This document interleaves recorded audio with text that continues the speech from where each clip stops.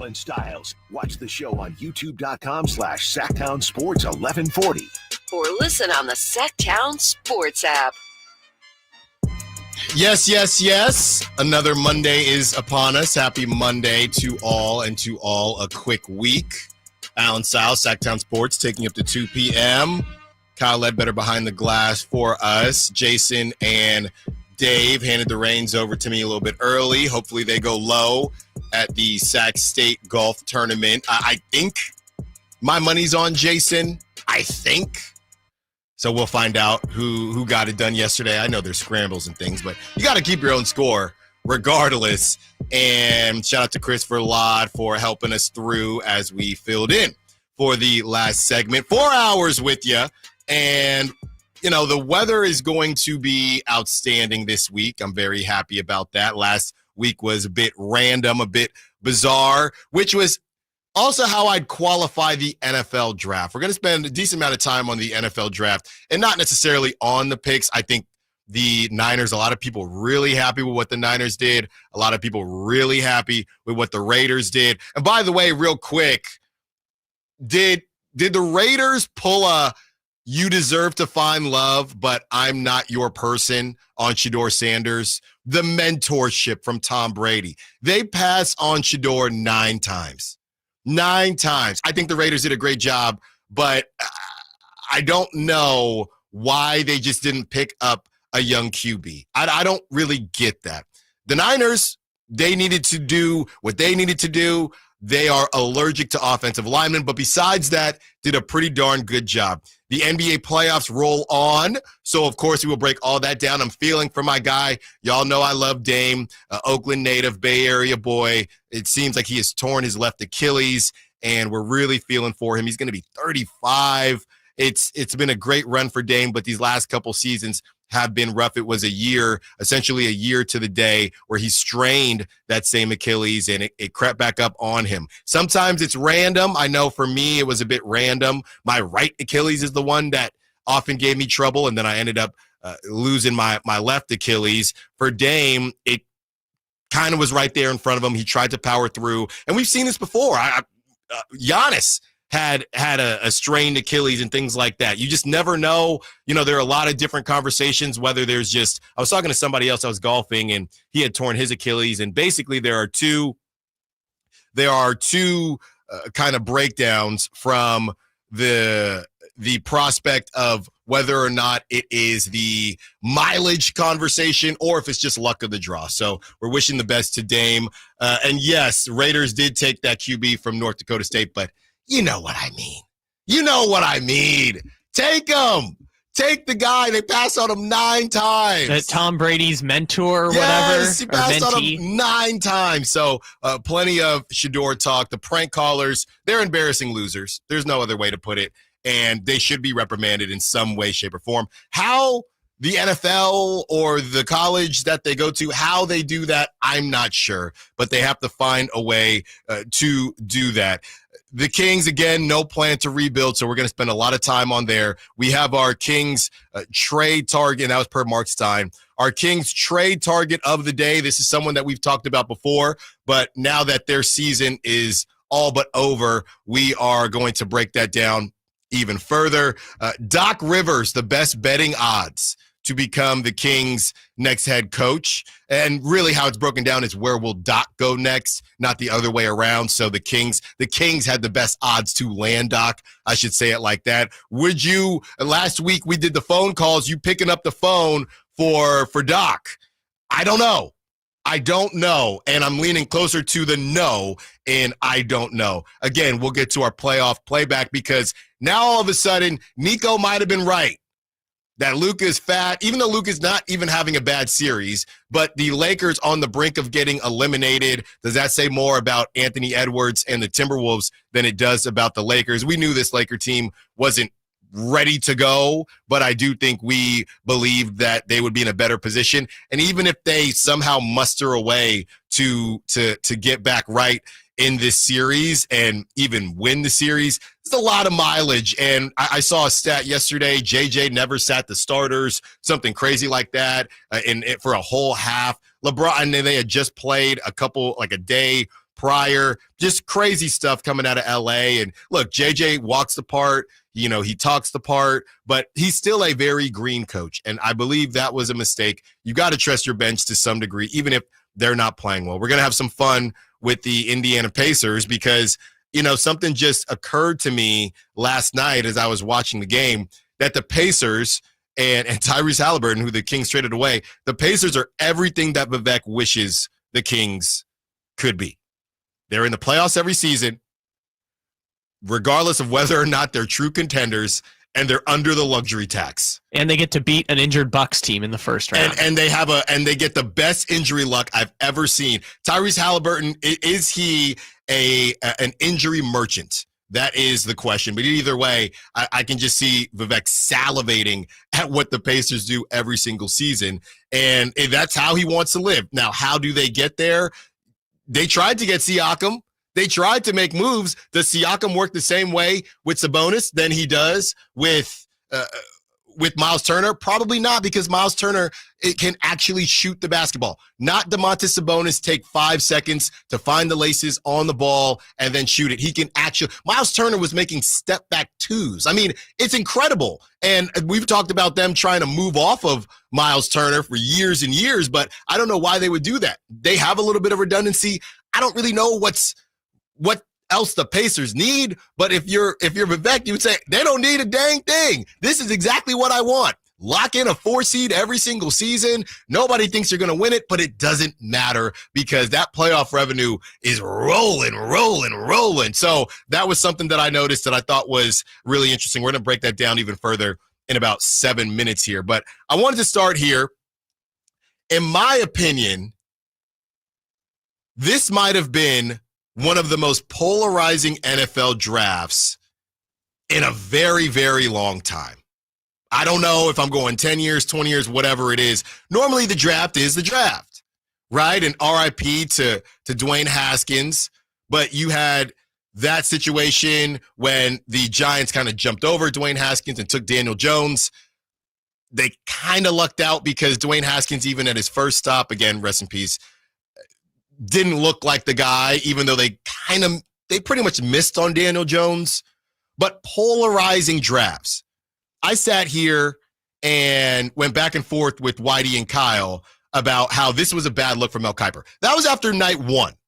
The rest of the weekend goes by, and Whitey and Kyle both said, hey, he's been doing this. He kind of gets a pass.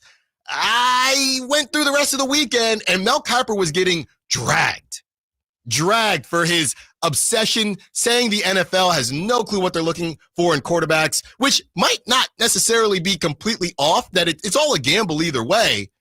But you had so many people, people love to bag on the 4-letter network. That's fine by us. But bag on them all you want. That works for us right now from where we're sitting. And saying that the NFL network did a much better job. There was Shador coverage everywhere. And the whole thing was, I don't know if it was overblown or not. It was something that we hadn't seen. I went back and forth on my take as far as, Stephen A. bringing up collusion and where he was meant to go. Sliding out of the first round, not crazy. We saw Lamar Jackson, who had a lot, way more cachet to his name as far as on the field stuff. He slid to the bottom of the first round.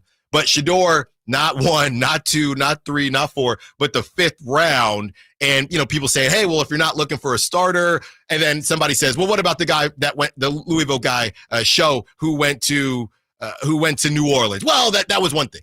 So obviously it happens, right? Obviously it happens. So it was a weird situation. Shador has an opportunity. He's going to battle with Dylan Gabriel and 8 other quarterbacks in Cleveland. He's got an opportunity to just prove himself. And I do think it's going to help. As far as the collusion and whether or not Shador kind of got screwed over, I think it's a little bit of both. I think that when you are not someone that has otherworldly talent, you are subject to someone else's approval. And I don't know if the NFL was trying to send a message per se, but we've seen this before with those that have big brands. Cam Newton, his second stint. Nobody wants to answer questions about the backup quarterback. They don't. Trey Lance, quiet as a mouse, right? The Niners, kind of got him out of here because people didn't want to, Kyle Shanahan didn't want to answer questions based on when he got drafted. It wasn't how he, moved or anything like that. Just, I don't want to keep answering questions about a guy that is our second, third string quarterback. So we're going to move on from him. And it even happened in Dallas, and then it eventually faded away. So that is a real thing. But it just got to a point where it did seem personal. It did. And I do think there was a level of, and Kyle, the resident Chiefs fan here, the NFL, for whatever reason, right, if Patrick Mahomes pulled a Colin Kaepernick, let's just play the game, right? If Patrick Mahomes tomorrow pulled a Colin Kaepernick and the NFL decided they were going to blackball Patrick Mahomes, the NFL would survive. They would. The Chiefs might stink, but the NFL would survive. The NFL does not need anyone. They don't. They are one of the few leagues that I think doesn't. I don't know, and we're going to see how the NBA looks without LeBron and without Steph pretty soon here. But they would survive. The Chiefs would stink. They might take some ratings, but they'd find somebody else.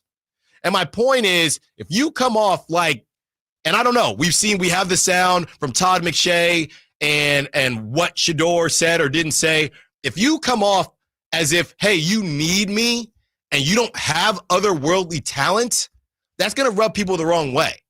There are some players that teams need. The Chiefs need Patrick Mahomes. The league does not. They'd like to continue having Patrick Mahomes, but if Patrick Mahomes retired tomorrow, the league would survive.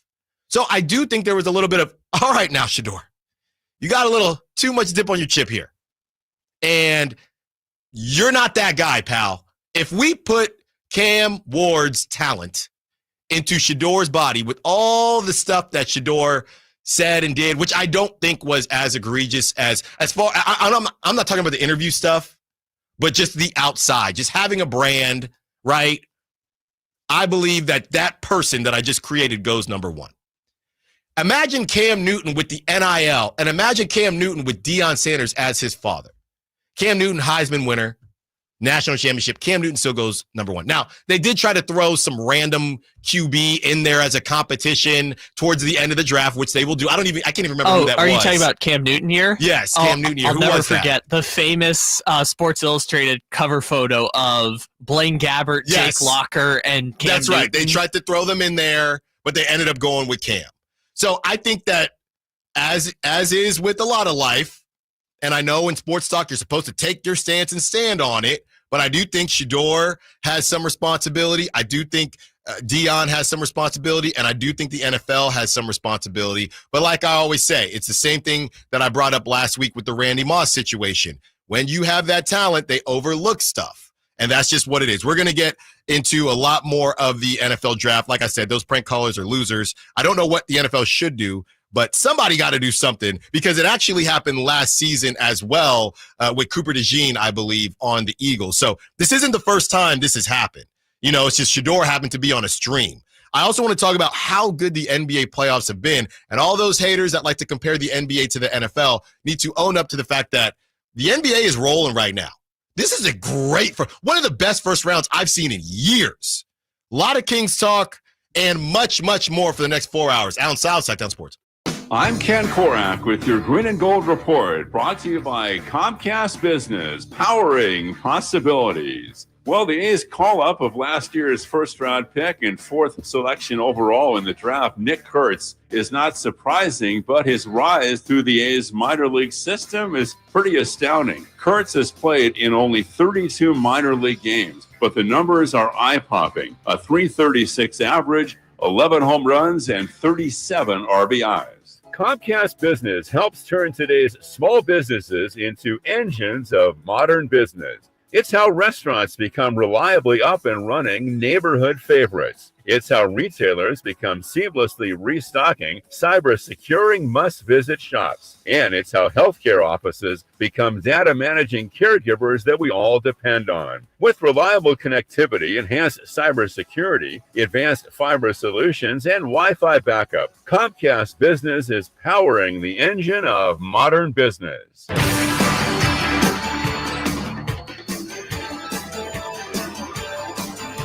Live and local It's Allen Stiles. on Sacktown Sports. Tyrese Halliburton and the Pacers are rolling. They never have to play anybody full strength, but I'm not trying to be a hater there.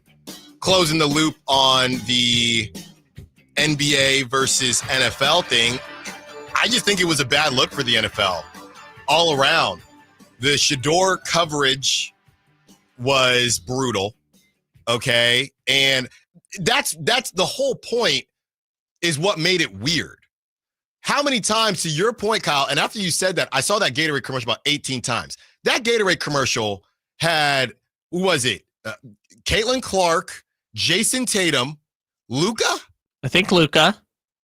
I think Coco Gauff might have been in it. Coco Gauff. One of the tennis players. And then Shador. And look, that might be on Gatorade, and there's a weird, everyone is hating on Gatorade right now, Kawhi and Steph. I don't know what's going on there. That might be on Gatorade for having Shador, but there was literally an NFL promo where Shador says, this is going to be legendary. Obviously, that's his new tagline, the legendary tagline. So it was so blatant. And again, I'm not saying that Shador should have went in the first round, but clearly on every mock, nobody had him going in the fifth. So it was very bizarre. I mean, to be honest, it comes off like, not to get political here, but it almost comes off like some of these, what was it, the first election with Trump, where there were so many, I guess, mock elections, right, where you saw how everyone thought it would go, and then it went completely differently, and everyone's thinking, okay, so who wasn't telling the truth, right? Who wasn't telling the truth with Shador early for this to happen? Now, towards the end, what was it, a week before, the anonymous NFL source said it was one of the worst interviews. It happened really quickly at the end, but I think a lot of people thought that, hey, this happens from time to time. It's still a quarterback. And then it actually was true. So the whole thing was bizarre. And I think from that to the prank callers, I thought it was a bad weekend. I know the NFL is invincible and they're going to continue to roll on, but I thought it was a bad weekend for the NFL. It was almost as if the NFL attached, and I shouldn't say the NFL, the coverage of the draft attached themselves to Shador Sanders. This was the Shador Sanders weekend. Mm-hmm. I think they thought, and this is my 2 cents on it, I think they thought Shador was going to be a first-round prospect who had the combination of everything that is, media coverage draw people in. You had celebrity. Yeah. Like, he's more famous than just the football world. And like, he still had the party, by the way. I saw that. Sure. He still had the party. He jumped in the pool. Yeah. Then they went to the club. I saw that last night. They were partying. And trust me, I've been doing the same thing. Which, by the way, you should. Yeah. Like, this is the culmination of your life's work. Who cares if you get picked in the 6th round or the 1st round? Yeah. This is the culmination of your childhood and life's work to get to that point. But what I kind of thought is, like, so you had celebrity, you had the quarterback position, you had obviously his famous father, who is one of the 5 most gifted athletes probably in American history, and you have all of that culminating with the draft. And then when he started sliding, it felt like people just couldn't get enough of Shador Sanders coverage once it felt like the quote-unquote arrogant celebrity kid is being humbled. Well, a lot of it was it's the same people that all of a sudden had no connection to Colorado, and it works both ways, right? There were a lot of people that had no connection to Colorado, and all of a sudden they were rooting for Colorado because they liked Deion and they liked the story. There also were a lot of people that had no connection to Colorado, but all of a sudden wanted Colorado to lose. Yeah. And those people are probably the same people that were enjoying themselves this weekend because, look, I'm just going to go there. There is a level of this person needs to be, quote unquote, humbled. What I would say is that the people that feel like this athlete or that athlete needs to be humbled, you're just going to struggle and you're going to have to pick and choose who, quote unquote, deserves to be humbled, because with NIL, you see how these dudes are dressed? They're all coming in millionaires now. All of the first rounders are coming in millionaires. So this, quote unquote, humbling thing does not hit the same. if this was prior to the NIL and you have somebody with a rich daddy like Shador, he's iced out and everybody else is poor and struggling. And all they got was a full ride and can eat free at the cafeteria. That's different. Now, these dudes are all coming in. So now it's just a matter of, well, I don't like how he handles his status and money, and I don't mind, right? Cam Ward, I don't know what his NIL, everyone, because we're hearing the dog whistles. Cam Ward, he had one single chain on, and, he didn't throw a party, and he's in a very normal-looking suit, all that stuff. Yeah, but Cam Ward, his NIL deal, whatever it was at Miami, Cam Ward is also a millionaire, but he doesn't have to be humbled because I guess he's already coming in humbled. Now we're just arguing personalities and what you like versus what somebody else doesn't like. But I think the underrated part of all of this, well, I agree all of this is true. The racial dynamics of Shador Sanders falling and his famous father and everything that was. I think the celebrity of it is what we're not talking about enough. Like Cam Ward, the number 1 pick in the draft, who you just mentioned, humbled himself, best player in the draft. Tennessee's giving up on Will Levis for him. Yeah. He has 250,000 Instagram followers. Shador Sanders, the 5th round pick, has 2.2 million. Yeah. Like, this dude is hugely famous, and you have that combination of fame and the position he plays and the fact that he had quote unquote first round talent in a lot of people's eyes. Because the people who know football, they knew he was going to slide. Maybe not to the 5th round. Yes. But the other thing is too, and that gives the NFL an out. We have seen that they don't like anyone that they like those that grow their brand within the NFL. You come in with the brand, it looks a little bit different. The same thing happened with Johnny Manziel.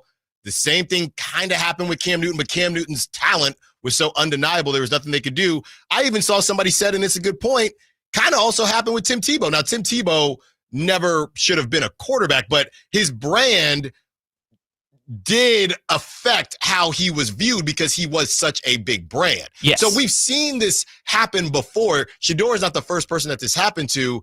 It's just a matter of, is his talent enough to look past that? And NFL teams thought that it wasn't. The other thing I will say, and we're going to kind of close the book on this for now, we're going to talk about it later in the show.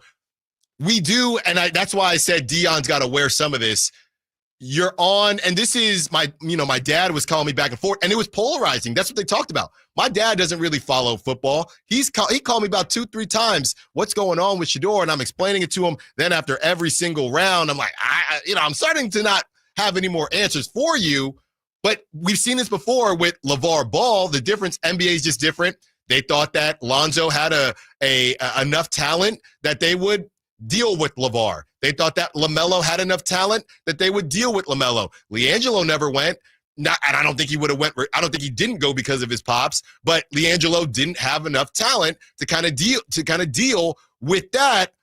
You can't be Deion Sanders saying we're pulling Eli Manning's, right? And a lot of people. This is the problem. This is what kind of annoys me. I enjoy when more people become a part of the conversation. I do, but I'm seeing this screenshot of Shiloh and Deion and Shador juxtaposed with Archie, Peyton, and Eli saying, "Oh, it's okay when they do it." That's Shiloh was never going to get drafted. Shador did slide, but these are two completely those two were elite quarterbacks that everybody knew. I do think that there is a level of, yes, that situation and the Mannings, they get away with a lot, but I don't think it's apples to oranges to compare it in that way. You cannot be Deion talking about we're going to say no to teams when it's been kind of reported that Shador is a really good quarterback, but I don't know how high his ceiling is, and the draft is based on ceiling. Even if you feel like that, Deion, you can't be out here saying that. I will give Deion credit, though, because once push came to shove, we haven't heard from him during this whole thing. And when push came to shove, he stepped back and he's like, I'm going to put my son in the spotlight. You could say the damage was already done. Sure, absolutely. But the damage was not done because of what Deion said. You could, and I think some people would, like, for example, Deion Sanders, when he was going through the draft process, he had the New York Giants interview, and the New York Giants asked him to take a test, and Deion Sanders said, "What pick do you guys have?" And he said 9. Right. And he said, "I'm good. I'm not going to be on the board." And he walked out. Like, Deion, it worked for him because he's Deion Sanders, one of the 5 most gifted athletes in the history of America. His son is not that. No. Some people thought he might be a top quarterback in a suboptimal quarterback class, but his son is not that, and kind of took the same approach as his dad. That, I could argue, is a Deion Sanders flaw, not necessarily the we're going to force our way, etc. The Tyler Schaub thing out of New Orleans, again, 6'5", high ceiling. Obviously, what do they say? He's 26 years old, and he's been super injured, but you're drafting on ceiling. We've seen this before. Honestly, and I'll close it with this.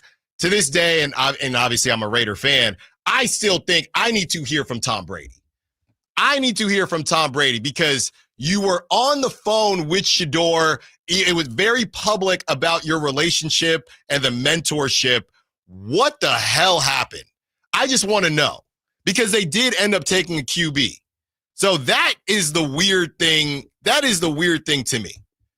That's the weirdest thing of it all, because I'm looking at Tom. If I'm Shador, I'm looking at Tom sideways. Why did we have these conversations? And I'm not saying there were any promises, but you got Geno Smith on a 2 to 3 year deal. You've been speaking with me for years, and you take some dude from North Dakota State in the 6th round. You had multiple opportunities. So I think that's the end of, if I'm petty. If I'm Shador, that's the end of that relationship. Because what do we, like I said, that is the equivalent of, hey, I think that you deserve love, but I'm not your person, right? You got friend zoned, essentially. I can help you. I'll introduce you to my friends, but I'm not the one. I'm not the one. I'm going to keep looking, but I'm not the one. So that, to me, was the most bizarre thing. All right, 916-339-1140. Any thoughts on Shador Sanders? You can bring them all through. Or on the Niners and Raiders, what they did. Did the Raiders miss out on Shador? I think so. I had people DMing me from the show saying, Allen, I think they missed out. I think so, too. On the other side, let's talk Tyrese Halliburton and why the Pacers are the dream that Vivek wants. Allen Stiles, Sactown Sports. On the move? Got somewhere to be? Take Sacramento Kings basketball with you. The Sactown Sports app will let you stay connected to your passion. Never miss a moment of Sacramento Kings basketball with the Sactown Sports app. Our daughter Jessie loves playing detective. A clue. But since we discovered she has sensitive skin, we've been playing detective too.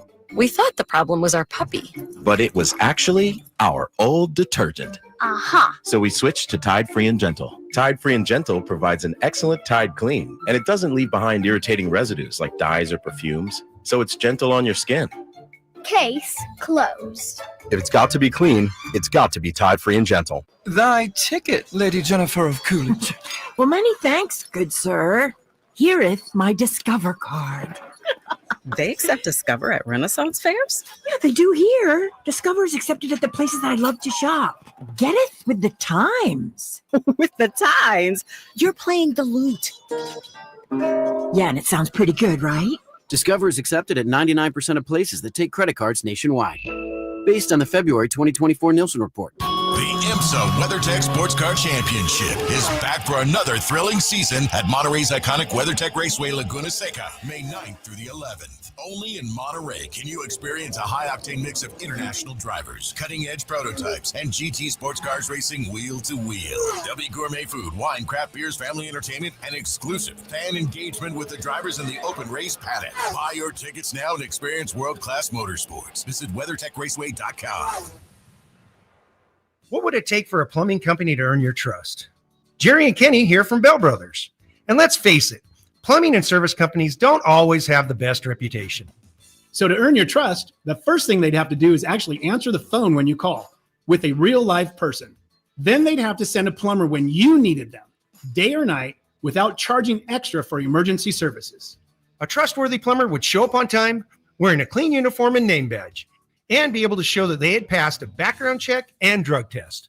A plumber you could trust would give you a firm quote on the job before starting and clean up after they finish the job. That's exactly the plumber you'll get when you call Bell Brothers, a plumber you can trust. Call Bell Brothers right now for all your plumbing needs. Our number is 916-444-1234, or find us online at thenosurpriseguys.com. The No Surprise Guys, Bell Brothers. Hello, Sacramento. I'm Emran Pilati, owner of True Sports Cards and Collectible Store here in Rockland, California, and the host of the True Sports Cards Show that airs right here on Sacktown Sports 1140 every Saturday from 10 to 11 a.m., where we discuss the latest trends, hottest products, and deliver exclusive interviews with other industry leaders. And don't forget to visit our shop, True Sports Cards, at 6661 Stanford Ranch Road in Rockland, and see what we have for all your sports card and memorabilia needs.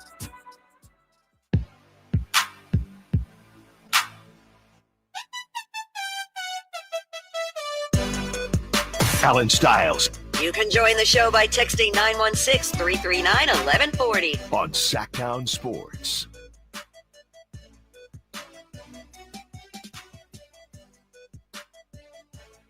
We have that Todd McShay sound that we're going to get to later in the show. And the main thing that I keep thinking about, 4 months ago, Raider fans were literally, and this was to get the number one pick, not that they would have taken Shador. It could have been Travis Hunter, right? But Raider fans were literally upset that remember when everybody was following Shador? Every time the Raiders lost, Shador would say, "Thank God, I am thankful to God," or some tweet he would say after every loss. Then the Raiders won that game in December, and Antonio Pierce had to answer questions. And I'll never forget, he said, he was asked, "Hey, what would you say to fans that are upset that you guys won this game?" He did the whole thing. "Hey, it's not my job to do that. My job's to win games." And then he went on to say, talk to Tom Telesco. That's what he said. Talk to Tom Telesco. And we were all upset. And I'm not saying that it was a Shador sweepstakes. It was more about that top pick. But a lot of people said, "Oh no, now we're going to miss out on Shador." And they had 9 chances, did not take him. That was when they passed in the 5th round. End up taking a guy, in the 6th round from North Dakota State.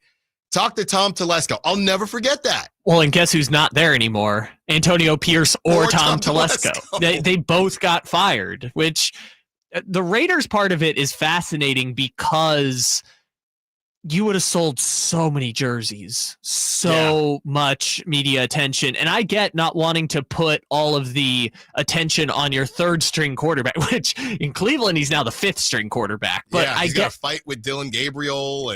But that's the crazy part about it is like, even if you fall in the draft, even if you lose out on millions of dollars, because that's the other part of it is like, we can talk about NIL, whatever. He lost millions of dollars because of this fall and not doing the interviews, etc. But as much as we talk about that, you want to go to a place where you're set up to succeed. And it feels like even landing in Vegas might not have set him up to succeed fine. Landing in Cleveland, I don't know if people saw the video. Stefanski and Andrew Berry were not happy with that. No, it definitely felt like the owner stepped in. And, it kind of is what it is. It got to a point, and we can look at Russell Wilson back in the day. He was 4th round, or 3rd or 4th round. Dak Prescott, 3rd or 4th round. So we've seen these guys before. It gets to a point where it just turned into a good value pick. But I get it. There's the I'm just looking here at the depth chart for the Raiders QBs. Geno Smith, Aiden O'Connell, Cam Miller, and Carter Bradley. I think Cam Miller is the one they picked from North Dakota State. They must have taken 2 because Carter Bradley is a rookie as well. One of those guys is the Montana State guy where it's like he was a quarterback, but he's converting to wide receiver. So that's Carter Bradley. Cam Miller is the North Dakota State We might have those reversed, but yeah. 6th round, Cam Miller. And Yes. Miller was North Dakota, and Carter Bradley was South Alabama. So just bizarre. I can't. If I'm Shador, yeah, Tom, we got nothing to talk about. I mean, but it sucks for him only because I don't feel like he's going to be set up to succeed wherever he goes. Because even the names you mentioned, right? Think about the late round. Come on now. He would have been okay. He would have been okay in Vegas. Oh, for sure. He would have been okay in New Orleans. Yeah. All those. Right. You can't beat out Spencer Rattler. Now he has to try and beat out Dylan Gabriel, who is in his own draft class. And that bizarre from the Browns. A lot of people are kind of reading between the lines with how they looked when they took the pick versus how they looked when they took Dylan Gabriel. Shador, with Dylan Gabriel, there was a FaceTime, and all the coaches looked ecstatic. With Shador, there was no FaceTime. It was just a phone call. There was a lot of, you're going to earn your keep. That was kind of the vibe. And I am fascinated by this. Of course, the Browns did it. You can only keep 3 quarterbacks, so there's a chance Shador's just going to get cut out of camp. Sure. It's crazy. 916-339-1140. Let's talk to TC, who wants to be a part of one of the conversations. We're going to find out which one. What's up, TC? What you got for us? Hey, bro. So, look, check it out. As far as the draft, the Raiders, bro, I'm going to talk about Niners in a minute, bro. As far as for y'all, like the Raiders, bro, y'all should have drafted Shador. But, I mean, I get it. Dion was talking too much, bro. I get it. Like, I mean, everybody got their own way of feeling behind that, right? And then we always want to bring up Archie Manning.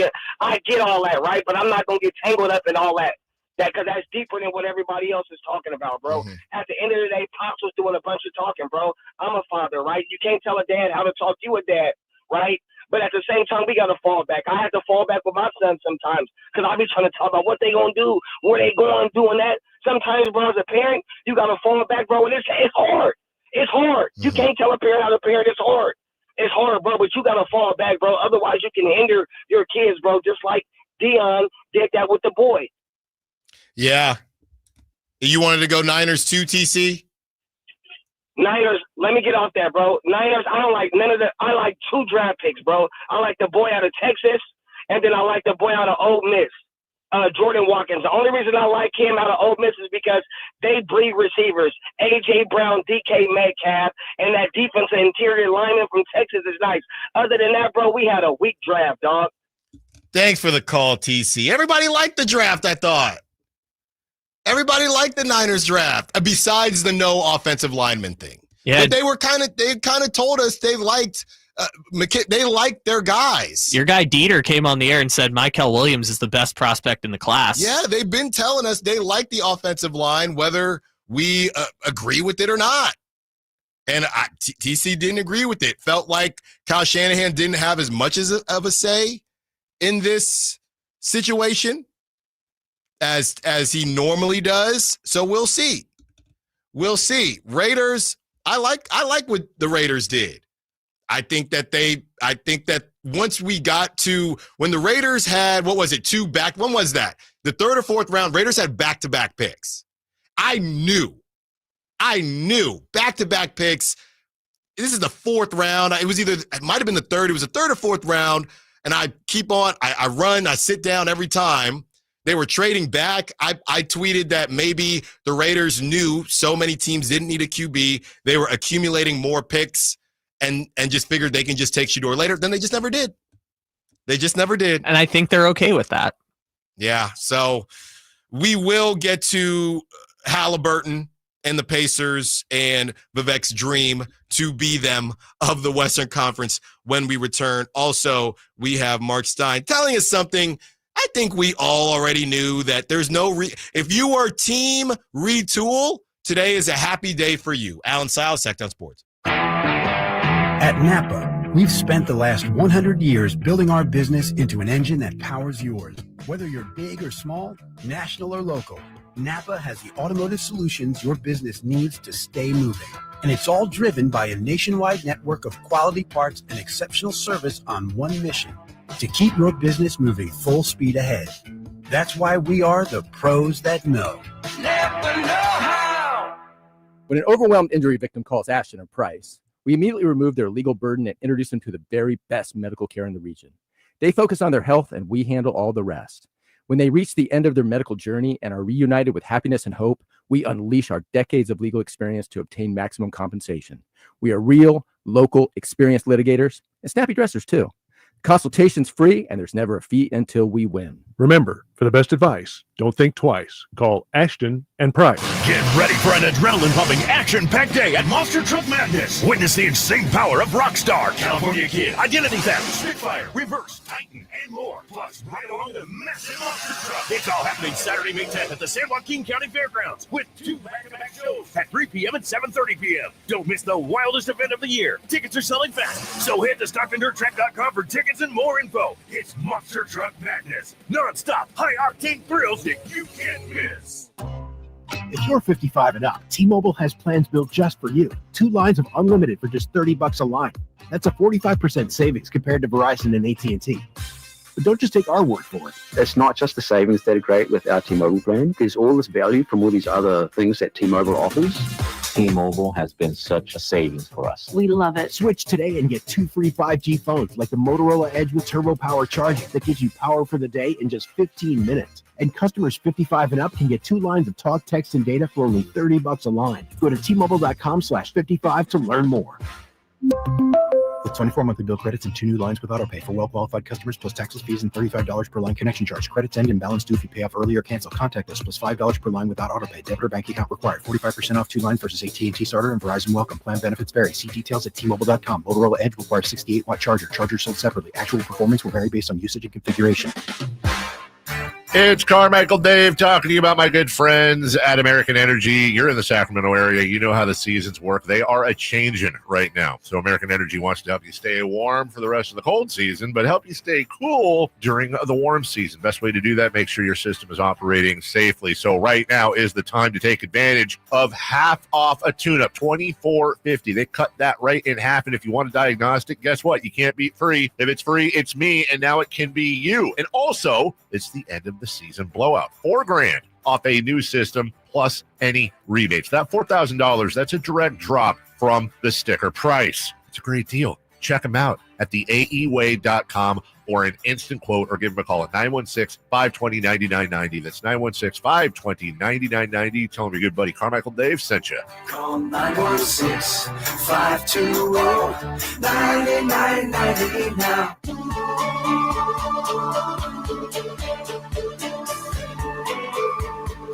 Your home for Kings talk and so much more. Live and local. Allen Stiles on Sacktown Sports.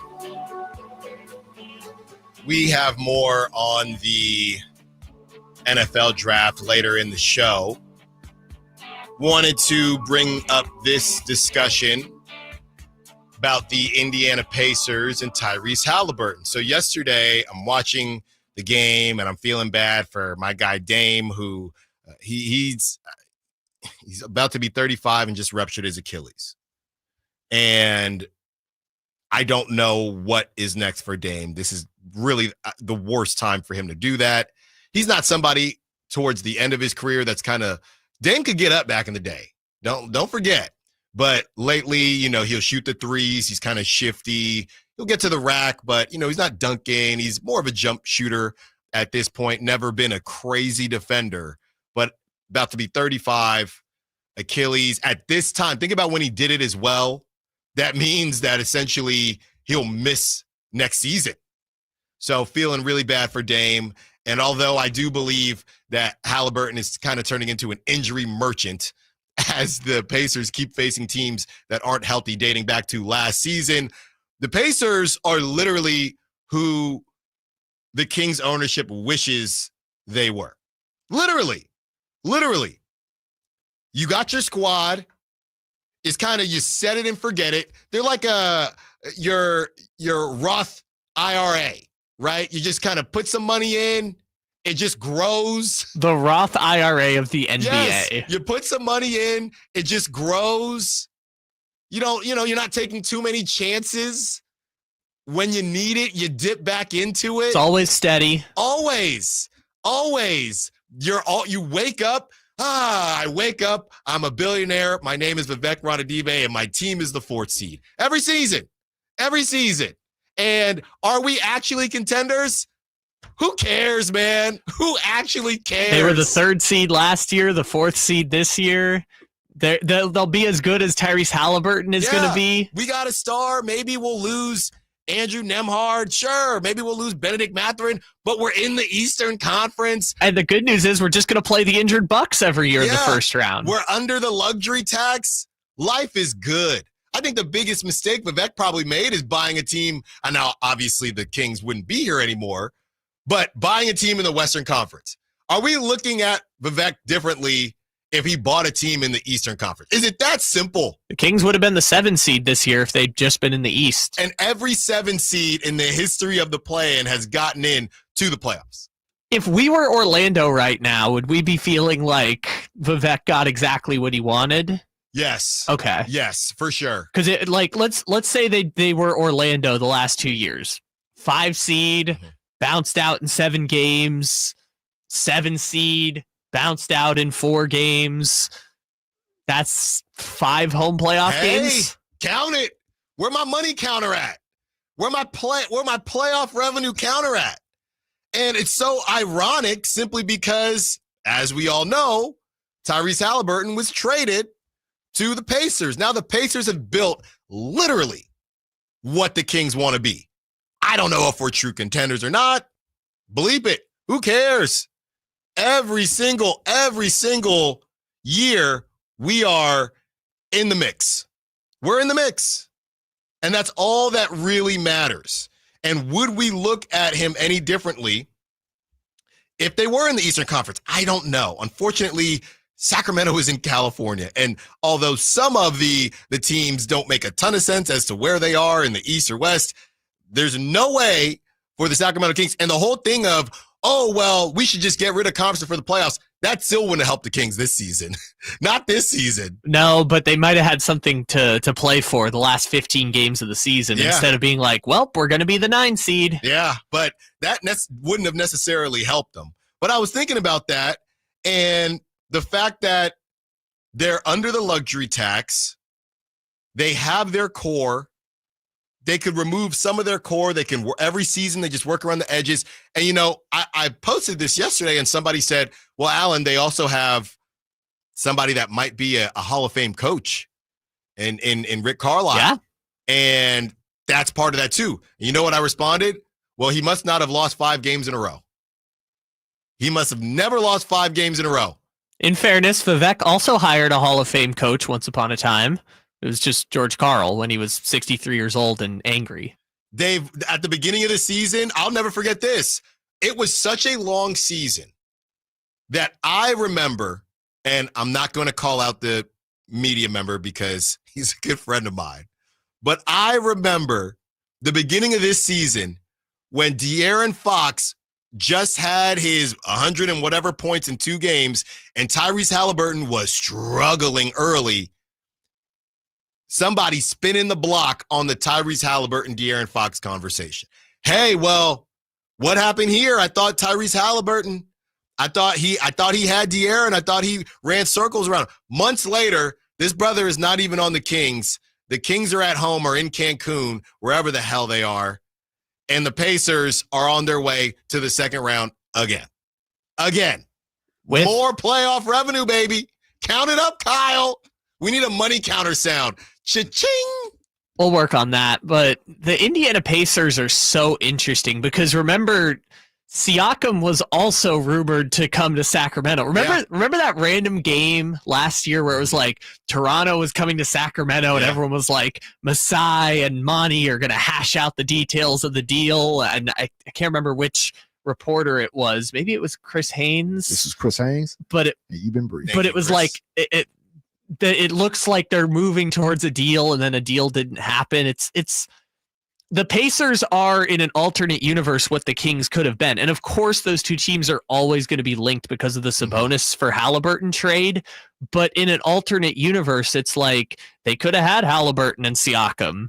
And that's kind of a weird way to look at it now when, you know, I think 2 years ago, we all would have said we would have rather been the Kings than the Pacers with Fox and Sabonis and the Beam team. And funny enough, when it comes to the Siakam thing, the conversation was, what was it, last season before he went to the Pacers, the conversation was, well, not necessarily that he had anything against Sacramento, but it was more so what role was he going to be and the spacing. Now, if Domantas Sabonis shoots from three last season the way he shot this season, would he be viewed any differently? I don't think so. I think it's still a set shot three that nobody really feels like. That's not a space. So Domantas Sabonis shooting the three is not spacing the floor to me because it's not affecting how people guard him, right? Spacing the floor means Miles Turner, you got to go out there, right? He can make long twos. He can make threes. You got to go out there. Domantas Sabonis, you don't have to go out there. And if you lose because Domantas Sabonis hit 3 threes, I think you're going to sleep okay at night. And for Pascal Siakam, I think it was a conversation of, hey, what is going to be our dynamic offensively?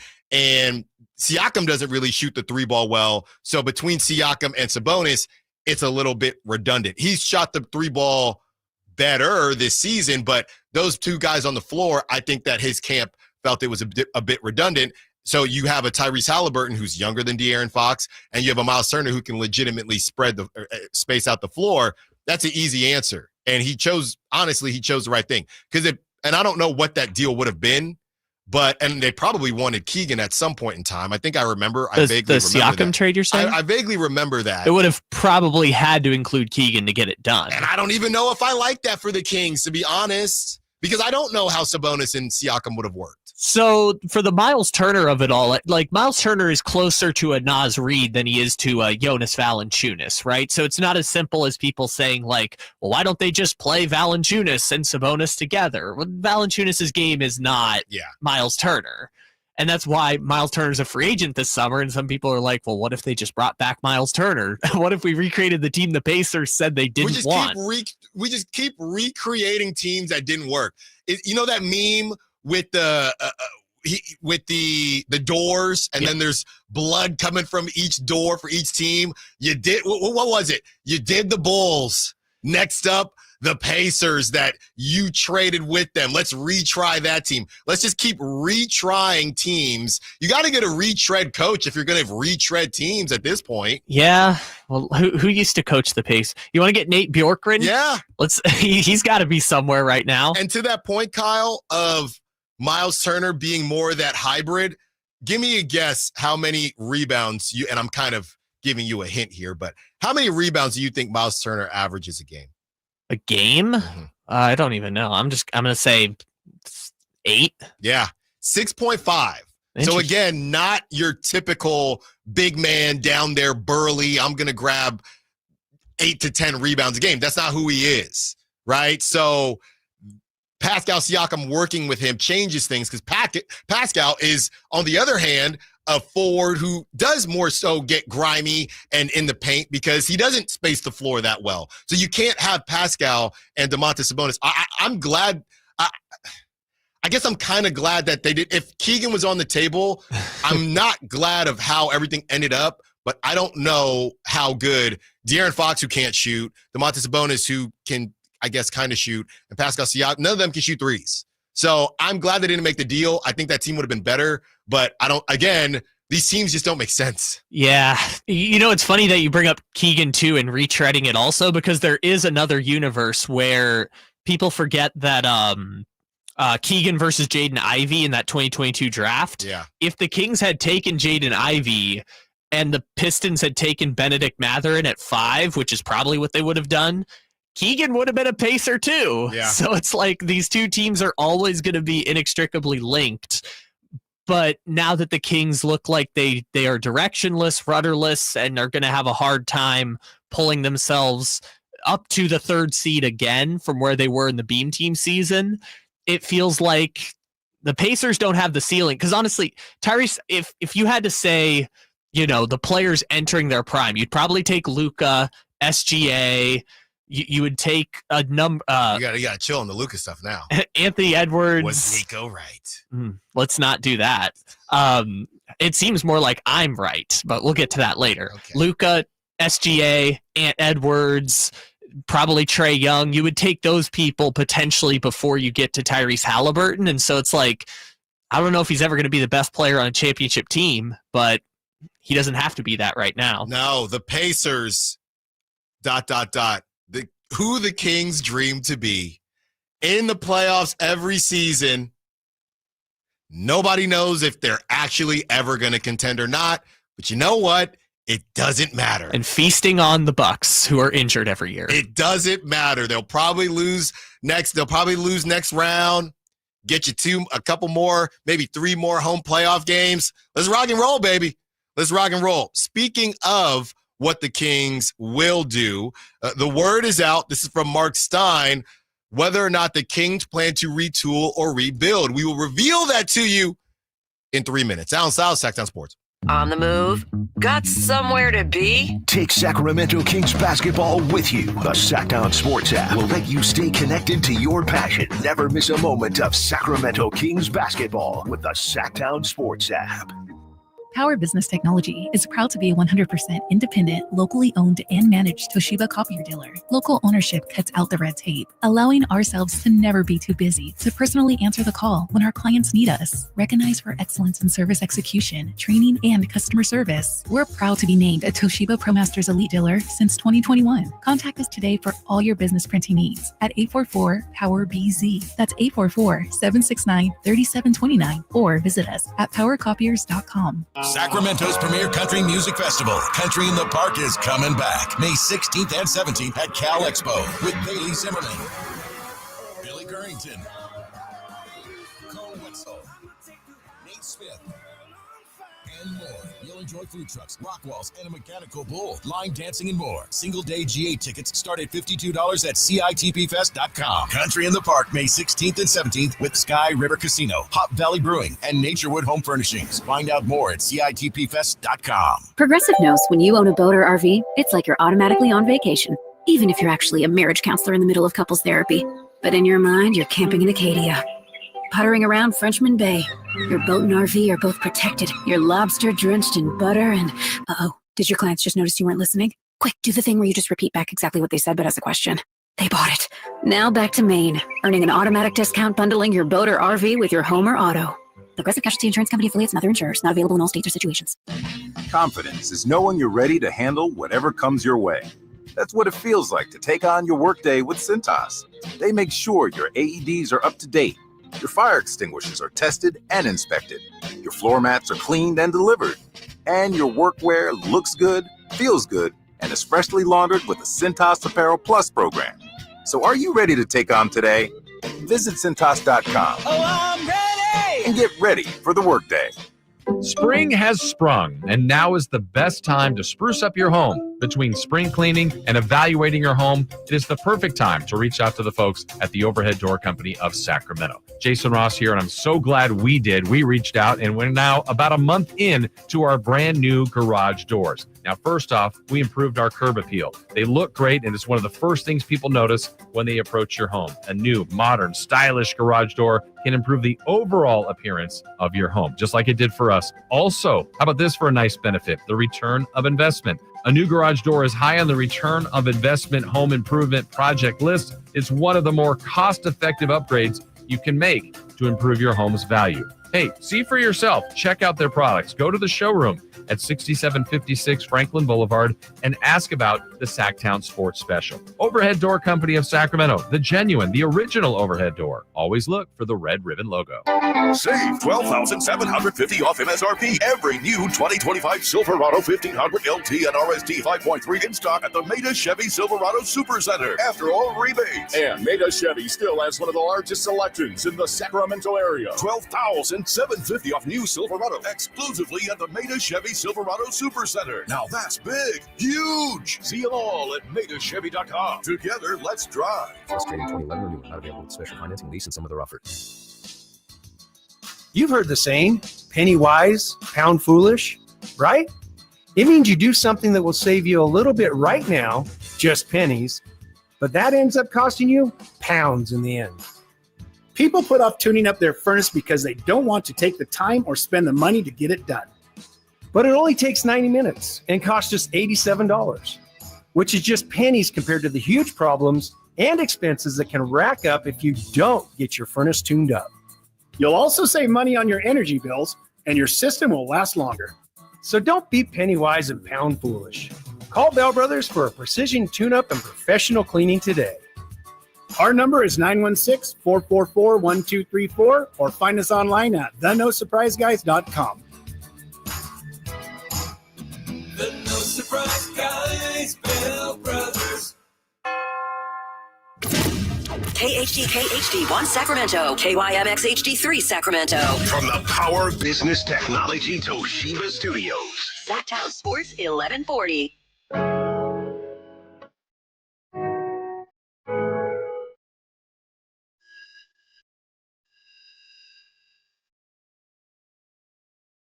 Live and local It's Allen Stiles on Sactown Sports. 11 o'clock hour. Some texts coming through. Already took a couple calls. 916 says, Alan, would you rather have Ja or Tyrese Halliburton? Stop playing with me. Is that questionable? And trust me, we have a segment coming up about Ja. I'll just release the tease now. Ja will be our trade target today. Y'all know how I feel, but with the Grizzlies going through what they went through and Ja saying that he had them figured out, they get swept, it's over. With their season being over, we are going to explore a Ja Morant trade. But Ja or Tyrese, quit playing with me. Tyrese Halliburton. And it's the injury. It's more the injuries than anything else. And I know Tyrese isn't perfect. I'm not trying to be prisoner of the moment. And I know I also called him an injured team merchant, an injury merchant, because he only plays injured teams. But I need you on the floor. I grew up with the old saying, you can't make the club in the tub.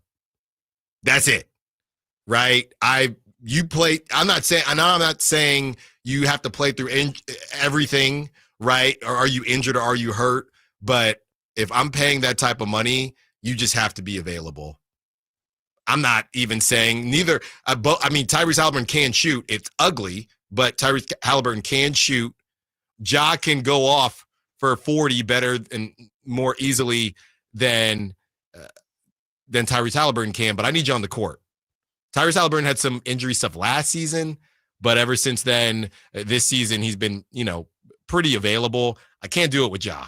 I can't, but we are going to break down Ja as our trade target of the day coming up here in the 11 o'clock hour in about 10 minutes. This is what Marc Stein is reporting on Scott Perry. And again, I don't know how surprising this is. Scott Perry was asked on these airways whether he has the control or what the power to rebuild or retool if he wanted to tear it down from the studs and build it back up. He says he does have that power, but it feels, and this is now me talking, it feels like that is not the direction they're going to go in. Here is the quote. What already seems clear in the Perry era, league sources say that the Kings do not plan to initiate an offseason teardown post-Fox. While this certainly is a flawed roster, one that Perry said requires an influx of length and athleticism, in addition to the point guard that Domantas Sabonis has openly lobbied for, there is a little expectation that Sacramento plans to take any further steps away from the playoff chase in the West. The Kings' playoff berth in 2022-2023, remember, represents the only trip to the playoffs for this franchise across the past 19 seasons. During his news conference, Perry himself repeatedly used the phrase sustainable when it comes to the winning environment that he hopes to construct, which suggests tweaks to the roster rather than an overhaul. And that is from Marc Stein. Nothing surprising there to me. I think that Scott Perry has done a really great job. And honestly, we're kind of on alert, in my opinion. We're on alert as far as the Doug Christie conversation is concerned, or them opening up the role. I don't know if we would just hear that they're opening up the role if it's not Doug Christie, or we would hear someone else. I think that how it would go is we would either hear that it's Doug Christie or hear that they're opening up the role, and then we would kind of rock and roll from there. But with all that being said, this isn't surprising to me. I'm not saying that it was or wasn't Scott Perry's decision, but we know what it is. We just made the jokes about the Pacers and how the ownership really wants that playoff revenue. So I'm not surprised by this. The only thing I will say is they need to figure out who is untouchable and what everyone needs. We keep talking about this specific point guard that Domantas Sabonis needs, and I don't know where or how they're going to find it. Is Ja Morant even, and we'll talk about this more in about 7 minutes, but is Ja Morant actually that guy when he can't shoot either? So Domantas Sabonis can't really shoot. I know he shot 40%, but we know how he shoots those threes. It's not a normal spacing big. Ja Morant can't really shoot. I know he did really well this season at distributing the basketball, but is Ja Morant the guy? Personally, I think it's Trae Young. I think that you look at the setup here, though, and it's Trae Young, Domantas Sabonis. I would assume you still have Keegan Murray and Zach LaVine. And I don't know, I guess you throw Keon Ellis in there as a starting lineup. That defense, you better score. You better score is how I will put this. Now, I do think that offense would cook a little bit more than how this current team has cooked or not cooked, I should say. But you better score, because defensively, that's a bit of a rough go. They're hunting Trae Young. They're hunting Zach LaVine. It really keeps Keegan in a similar position than he's in right now, unless you make another move, right? You make another move, and instead of Keon starting, I'm just going to say Cam Johnson because it's easy, even though I don't know if the Nets are going to move off of him. And you go two bigger guys, and you move Zach LaVine to the 2. That's the optimal version of this. I don't know how much realistically Scott Perry can get done in one offseason, and I'm really fascinated as to, or I should say intrigued as to how he's going to be able to do that. Yeah, I think for the point guard specific conversation, because he said last week what Sabonis asked for, we got to get a point guard, and there's essentially, I think, 3 tiers of point guards here. There are the all-star point guards they try to trade for. There's the starting level point guards they try to trade for, and then there's the starting level point guards they sign in free agency. And last week we went through the names, right? It's Dennis Schroeder, it's Chris Paul, it's Russell Westbrook, Tyus Jones. Tyus Jones might be a back. 3 of those guys are backup point guards at this point of their career. Mm-hmm. But I will say, if you're going to go big fish hunting and trade some of your De'Aaron Fox picks to try and get another point guard in return, I don't know if you can be picky, but if you are being picky, I guess I would agree with your direction of Trae Young, but I would just kind of look at it like, just if you can get any of them, just be happy. Whether it's Trae, whether it's Ja Morant, even if it's Van Fleet. I know you don't love Van Fleet, but if he's available, don't do that. I'm just saying, it's going to be hard to be picky at this point. So I think I tend to agree with you, but if that's the direction they're going with the point guard, I think Trae Young is their best chance, but I think that's only because he has 1 year left on his contract. Yeah, and then that's a great point to bring up. You give up those assets. I don't know a ton about Trae Young. I know he's got a family. I don't know, and as far as that market is concerned, Atlanta is a big, well-known city, a sports market. I think it's probably a tier 1B or a tier 2A, if you will. Can you convince Trae Young to stay in Sacramento after you've traded all those assets? And you've only got 1 year to do it. You got 1 year to do it. So that better be a hell of a ride if you are going to do it. The tearing down situation, again, there are storybook endings to that, and there are endings that are more realistic. The Thunder have a storybook ending. The Rockets are still trying to do it, right? The Rockets are probably going to lose this series to the Warriors.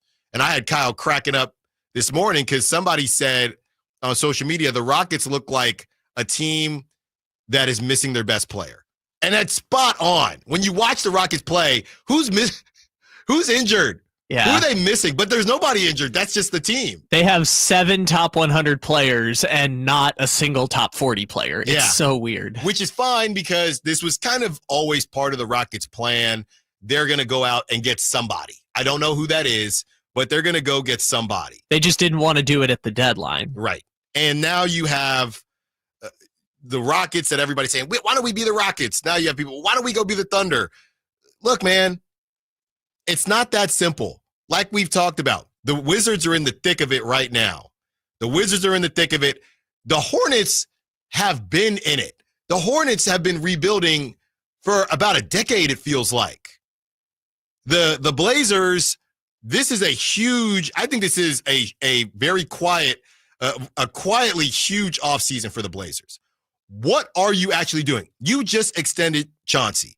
How long are you going to, everybody made fun of Cronin. Everybody made fun of the Warriors about the 2 timeline thing.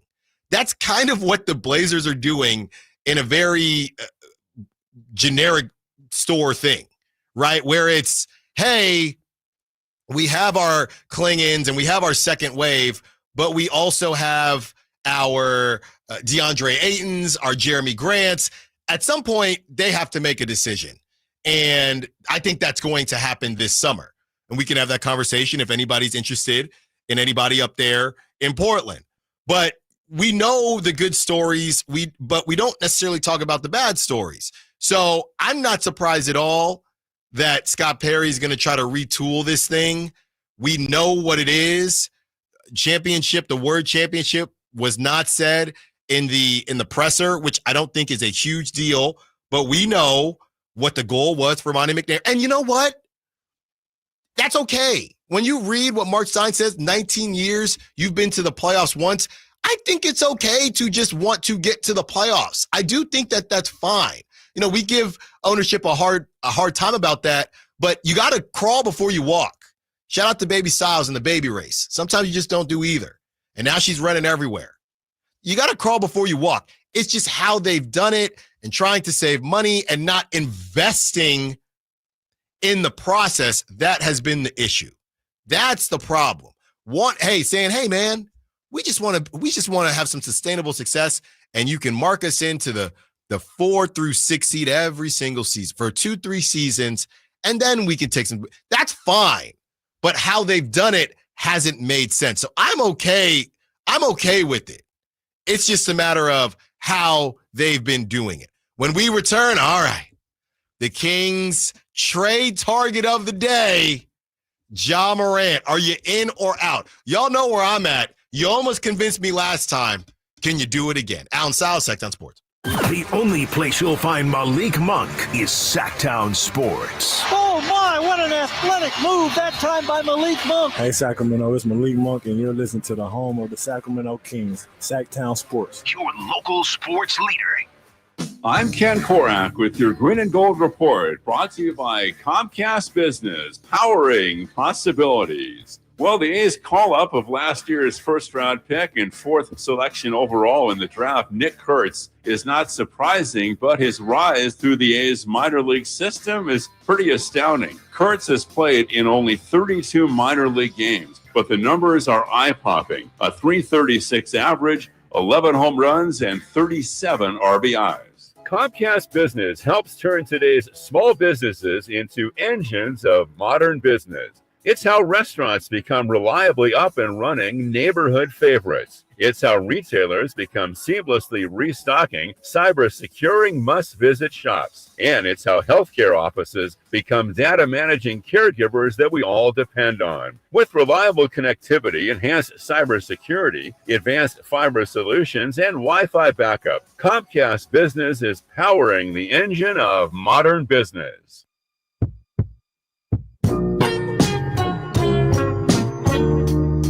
Allen Stiles. Watch the show on youtube.com/Sacktown Sports 1140. Or listen on the Sacktown Sports app. We are doing a trade target a couple times a week. We're going to do some free agency targets as well, but obviously that's not as sexy at all if you look at it. Actually, it can be, but Dennis Schroeder can be sexy. Well, I'm just saying, Kyrie could opt out, but we know Kyrie, these high-profile guys, they like to team up, and you're not teaming up with, and Kyrie has gotten better defensively, but Kyrie is not teaming up with Zach LaVine. He's not teaming up with DeMar DeRozan and guys like that, okay? So today, we're doing Ja Morant. And Ja Morant, we're going to get to this audio, had this to say, and this is why let me start with the things I like about Ja Morant, all right? And when we do these trade targets, don't get it twisted. This does not mean that I want these players. Some of them I do want, like Obi Toppin. But some of them, and we're probably past the Obi Toppin phase, and we missed out. Nope. Actually, this is perfect timing for the Kings to get Obi Toppin. Only $12 million a year. 1 year after the Kings were supposed to get him when they still had De'Aaron Fox and the crew. But this is what I like about Ja. So what do you have to say about the Grizzlies and the Thunder as they got swept to OKC? Here it is. I didn't like obviously 2 away games. For sure. I'm even scared to answer this question because, stuff I say normally go viral and they tend to stick with you for forever. But I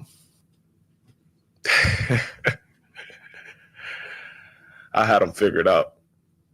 And going out, game 3, not being able to play was frustrating because that win right there could have made this totally different. I felt like we'll be on our way to OKC, series tied 2-2 right now. That was Ja Morant. And Ja Morant, when he left in that game, they were up. In game 3, they were up 29. Ja had 15 in 15 minutes. And he said, I had him figured out. Do we believe that or not? I don't know. Probably not. But I like that he said it. That's the type of stuff I like. I like that Ja Morant is a dog. I like that Ja Morant ain't scared of nobody. With that being said, and when we get to the numbers and how this would eventually work, right? Ja Morant is getting paid a lot of money. And the reason Ja Morant is having that conversation, whether it's his fault, I would never say an injury is anybody's fault, but how you play is, kind of indicates what could happen to you. Ja Morant was not available in game 3 and they lost. Ja Morant was not available in game 4 and they lost. Ja Morant is getting paid $36.7 million this season. Next season, when he's 26, he'll make $39.4. After that, at 27, he'll make $42.1. After that, in 2028, he'll be 28, and he will make $44.8 million. And me personally, and Kyle, I know you have some packages kind of set up for Ja Morant. I got what? Yeah. But I can't bring myself to do it, man. I can't. This season, he played 50 games, brother. 50. 23.2 points. I don't know, the value is one thing as far as do you have to give the Grizzlies as many firsts as you would for somebody else. Maybe you get decent value on Ja because he's missed some games. He shot 30% from 3, 45% from the field. He averaged 23 points, 4 rebounds, 7.3 assists, 50 games. Personally, I can't do it, Kyle. What do you have cooked up to try to convince me to do it? Well, the path to acquire Ja Morant is not the easiest. Okay. Because it's not a good start, Kyle. Look, the trade itself is easy. It is DeMar DeRozan, Malik Monk, Devin Carter, and draft picks. I'll say they're out. They're 2020 now. They're 2026 first. Probably the Timberwolves pick. We'll see where it goes from there. But if other teams wanted to get in on Ja Morant, like this isn't like some secret backdoor negotiation, the Kings don't have the best trade package. And I'm going to just put it out there. they don't have the best trade package for any of these guys. No. Whether it's Trae Young, whether it's Kevin Durant, whether it's Zion Williamson, whoever you want to trade for, the Kings don't have the best trade package. What they would have to bet on is other teams just aren't interested. For example, we mentioned Trae Young a second ago. If the Hawks and Grizzlies just wanted to flip problems and you take Trae Young and we take Ja Morant, Kings can't beat that offer. Houston Rockets, if they want to get in on Ja Morant, Kings can't beat that offer. The combo of picks and young that's players. That's exactly what the Houston Rockets need. Another hyper-athletic player that can't shoot. And who's going to play with Dylan Brooks again. Reunite. Yeah. Portland. Again, if Portland wants to, you mentioned, what are they doing? If they want to trade Scoot Henderson for Ja Morant, I don't think the Kings can beat that package. Here's a diet Ja Morant Grizzlies. Here's a project. Yeah. It does match their timeline, I'll say that. It does. Because I don't know if you saw Kleiman did his end of season presser today. Didn't mention Desmond Bane once. So it doesn't seem like Desmond Bane is part of their long-term plan either. So we'll see how they put that package together. Again, there's other teams that could get in the mix, but I guess the Kings would have to be betting on Ja Morant's value to be so low if they wanted to trade for him. But he is a superstar. He is an all-star theoretically entering his prime. Because I don't want to sell the age. Like you mentioned, he'll be 28 at the end of that contract. 28 is the age Sabonis was during the Beam Team season, right? I don't want to sell. This is a young star with upside. If the Kings get him, it would make their team better. Yes. I don't want to sell that short. You just then bring in the injuries and the gun thing and everything else that comes with Ja Morant, and I understand where the hesitation comes from. But I don't want to sell short. This might be the best the Kings can do. Yeah, and then it becomes your Sacramento. Are you willing to take that chance on a guy who can still improve? Right? Ja said he wants to change how he plays. Doesn't want to dunk as much. Right? He's trying to shoot the three ball more. And what happened, that kind of freak accident with Lou Dort. Of course, he's just trying to go up there. So I get all that. I'll put it to you like this. I wouldn't be upset if the Kings did it. It wouldn't be my first choice. But if the Kings did it, I can understand why they did it. You have a great shooter in Zach LaVine. Keegan Murray is supposed to be a great shooter. Assuming you hold on to Keegan Murray. Keegan Murray, that's supposed to be his thing, supposed to shoot. The other side of that is Ja Morant is kind of traffic coney on defense as well. So now you're talking about starting Keon Ellis with Ja Morant because you have to. You cannot start, and Malik Monk would obviously be gone in this situation anyway. So you got Ja Morant, Keon Ellis, Zach LaVine, Keegan Murray, Domantas Sabonis. Yeah. That's your starting five. And then off the bench. I think you're still fighting for a play-in. I'm be honest with you. I don't know if you are or aren't. I'll just say they're a better team making that trade, which, by the way, they should be a better team making that trade. That's why they're potentially giving up future draft capital to make that happen. Yeah. And again, if Memphis wants a win-now player, I don't know how they feel about DeRozan, but DeRozan, of the options, unless like the Sixers are willing to part with Tyrese Maxey or the Hawks are willing to part with Trae Young, DeRozan might be as good as they get. That's the one thing I can say is if they want DeRozan might be the best they can do on the open market. If they don't want him, they can reroute him somewhere else and get a player that, a CJ McCollum that maybe closer fits their timeline. I don't know. Yeah, and somebody else was bringing up Scottie Pippen Jr., and I like what Scottie Pippen Jr. did. I have no clue. Again, these guys that have these hot runs, I don't want to get caught up in a hot run guy and the run cools off. And I don't want to do that. If you cash out Scottie Pippen Jr., you probably don't have the money for Keon Ellis. And I like Keon. I think, to be honest, I think they're not similar players, but similar values. So I'd just rather rock with Keon because what we're going to need Scottie Pippen Jr. to do, I don't know that he can do on a daily basis, on a nightly basis. I like what he did in the series, when Ja was out and things like that, and during the season while Ja was out. But I don't know how to correctly evaluate Scottie Pippen Jr. yet. The same way I made a joke about this as well, about Malik Beasley and how the Kings, they're going to cash out Malik Beasley and he's going to forget how to shoot, isn't he? On the other side, the betting odds are out to land Doc Rivers. Where do the Kings land? Do you want Doc over Doug? Allen Stiles, Sacktown Sports. Keegan Murray plays here. Keegan scores another three-pointer. Keegan Murray knocking it down for 23 points. Snatched De'Aaron Fox for game scoring honors. Sacktown Sports is your proud home of the Sacramento Kings. You heard the news. Newsmax just went public on the New York Stock Exchange and listed on the big board. Millions of Americans like you are joining our news revolution. Reuters Institute says Newsmax is one of the top 12 news brands in America. Even President Trump says it's terrific.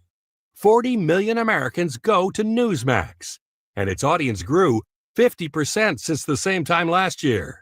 Millions really are making the switch to Newsmax.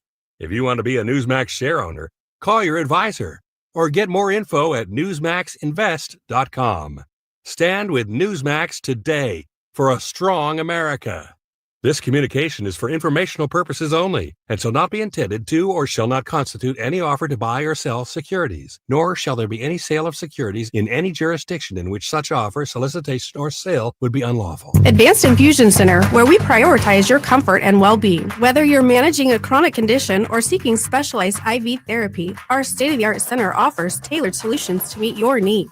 Advanced Infusion Center's dedicated healthcare professionals are here to ensure your safety and provide personalized care. Conveniently located in Sacramento and Yuba City with flexible scheduling options. Experience a new standard in infusion therapy. Visit Advanced Infusion Center today at advancedinfusion.com. Sacramento's premier country music festival, Country in the Park, is coming back May 16th and 17th at Cal Expo with Bailey Zimmerman, Billy Currington, Cole Wetzel, Nate Smith, and more. You'll enjoy food trucks, rock walls, and a mechanical bull, line dancing, and more. Single-day GA tickets start at $52 at CITPFest.com. Country in the Park, May 16th and 17th with Sky River Casino, Hop Valley Brewing, and Naturewood Home Furnishings. Find out more at CITPFest.com. It's Carmichael Dave talking to you about my good friends at American Energy. You're in the Sacramento area. You know how the seasons work. They are a-changing right now. So American Energy wants to help you stay warm for the rest of the cold season, but help you stay cool during the warm season. Best way to do that, make sure your system is operating safely. So right now is the time to take advantage of half off a tune-up, $24.50. They cut that right in half, and if you want a diagnostic, guess what? You can't beat free. If it's free, it's me, and now it can be you. And also, it's the end of the season blowout. $4,000 off a new system plus any rebates. That $4,000, that's a direct drop from the sticker price. It's a great deal. Check them out at theaeway.com or an instant quote, or give them a call at 916-520-9990. That's 916-520-9990. Tell them your good buddy Carmichael Dave sent you. Call 916-520-9990 now. This is a story of the one. As a maintenance specialist for university housing, he knows college students can major in wear and tear. Plus, housing so many students doesn't leave a lot of room to house all the supplies he needs. That's where Grainger comes in. With over 1 million industrial-grade products and fast, dependable delivery, Grainger carries the quality products he needs so he doesn't have to. From a new door hinge to a whole new faucet. Call, click Grainger.com, or just stop by. Grainger, for the ones who get it done. If you've always wanted to be a part of that Jeep life, there's no better time than now than the 2025 Jeep Wrangler. And no one has a better selection than Sacramento Chrysler Dodge Jeep Ram. The Jeep Wrangler has been unmatched in off-road capability for over 80 years. But being a Jeep owner, it's so much more than the performance on and off the road. It's a lifestyle. It's camaraderie. It's the versatility and the customization. The new Jeep Wrangler, it's better than ever. And you won't be able to find a better car buying experience or selection than at Sacramento Chrysler Dodge Jeep Ram. At Valley Strong Credit Union, we know that local businesses are the backbone of the Central Valley, investing in our neighborhoods, boosting the economy, making the Valley stronger. But when it comes to their finances, where can they turn? A big bank that just sees another number? That's not good enough. Valley businesses deserve Valley support for payroll, credit, cash flow, and everything in between. Valley Business is Valley Strong. Learn how our cash management services can support your business at valleystrong.com.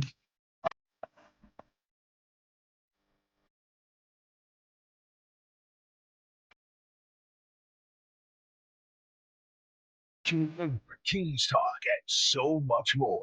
Live and local. Allen Stiles on Sacktown Sports. Man, oh man, it is official. Dame Lillard out with a torn left Achilles. So I did some math here. And we know Chris Haynes, very, very close source with Dame Lillard. This is Chris Haynes. Thank you, Chris. You've been briefed. Rough stuff for Dame Lillard, my guy out of Oakland. And doing the math here, Kyle, it's pretty insane, man. So Dame Lillard is 34. He turns 35 in July. Based on when he tore his Achilles, Dame Lillard will be 36 the next time he plays an NBA game. I mean, he's going to try to attack it, right? And this is going to lead us, don't worry, as we have trade targets, the Bucks, and at the bottom of the hour, we have the Bucks fire sale that might be upon us. And I don't know what team he's going to be on to say, well, if he attacks it, I know people that have gotten back on the court and they're not hyper elite athletes like Dame Lillard. I know people that got back on the court in 10 months, right? But you'd have to be on a team that's still playing, and then you get thrown in to playoff basketball. So I don't think that's going to happen. Dame Lillard is one of one, don't get me wrong, but I don't think that's going to happen. He's also, the calf thing that came up, or the Achilles thing came up with the left. I think he's also had calf stuff in his right. Obviously, he had the blood clot. A lot of issues for Dame Lillard to kind of end his career. 6'2", one of those smaller guards. We know his story, great story. But I'm looking here, and July 15th, so he's about to be 35. More than likely, the next time he will be on an NBA court, he will be 36 years old. Is that a conversation for the Kings? Just because by that time, look, and we would have to look at his contract. He has 2 years after this. 2 years after this, obviously his value. I think it's like 56 and 60, something like that. I can't touch that, man. Look.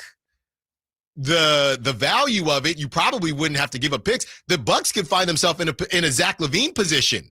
Seriously. Yeah. They could find themselves, and going back to Andy Bailey from Bleacher Report, who we had on a couple weeks ago, we'll see where the Kings are at going into this next season. But would you be interested? Because by that point, you got to pay Dame $60 million, but the Bucks might say, here, we'll give you picks a la Zach LaVine, because nobody is going to want that contract. Nobody's going to want to take that chance on a 36-year-old Dame Lillard coming off an Achilles at $60 million.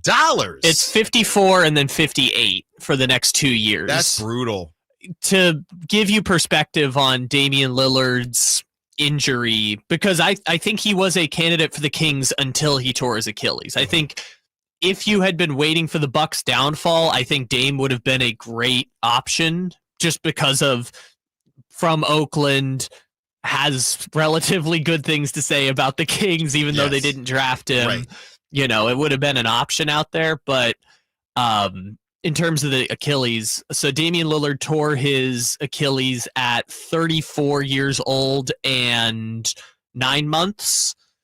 Kobe Bryant tore his Achilles at 34 years old and 7 months. So this is, again, medical technologies improve, all that stuff, but this is essentially the Kobe Bryant injury for Damian Lillard, which is awful. I'm looking here, and I don't know, we never know what this team is doing, but if we are going in that direction, and I know they just traded for this guy, but another Achilles injury, although he's 28 years old, I mean, give me DeJounte Murray at 31 million.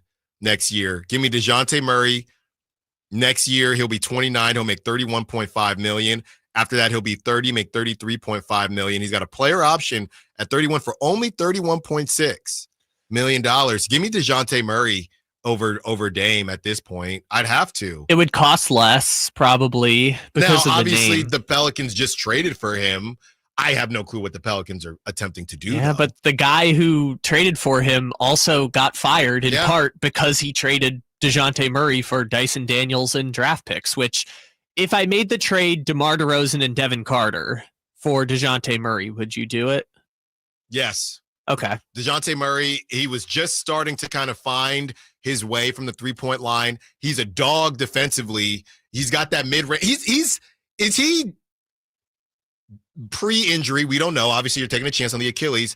Is he kind of De'Aaron Fox light? He doesn't play as fast as De'Aaron Fox, but he's I'd say better defensively than De'Aaron Fox. De'Aaron's probably better offensively. Neither of them can really shoot. De'Aaron plays faster, but I see a De'Aaron Fox light in DeJounte Murray. I would say, well, they're also both one-time All-Stars in the West, but I would say less athletic De'Aaron Fox. I'm in.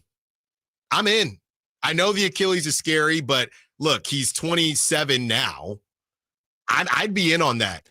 And, of course, DeJounte Murray at one point was an all-NBA defender. I don't think he's that anymore, but you throw that in as a perk at the point guard position.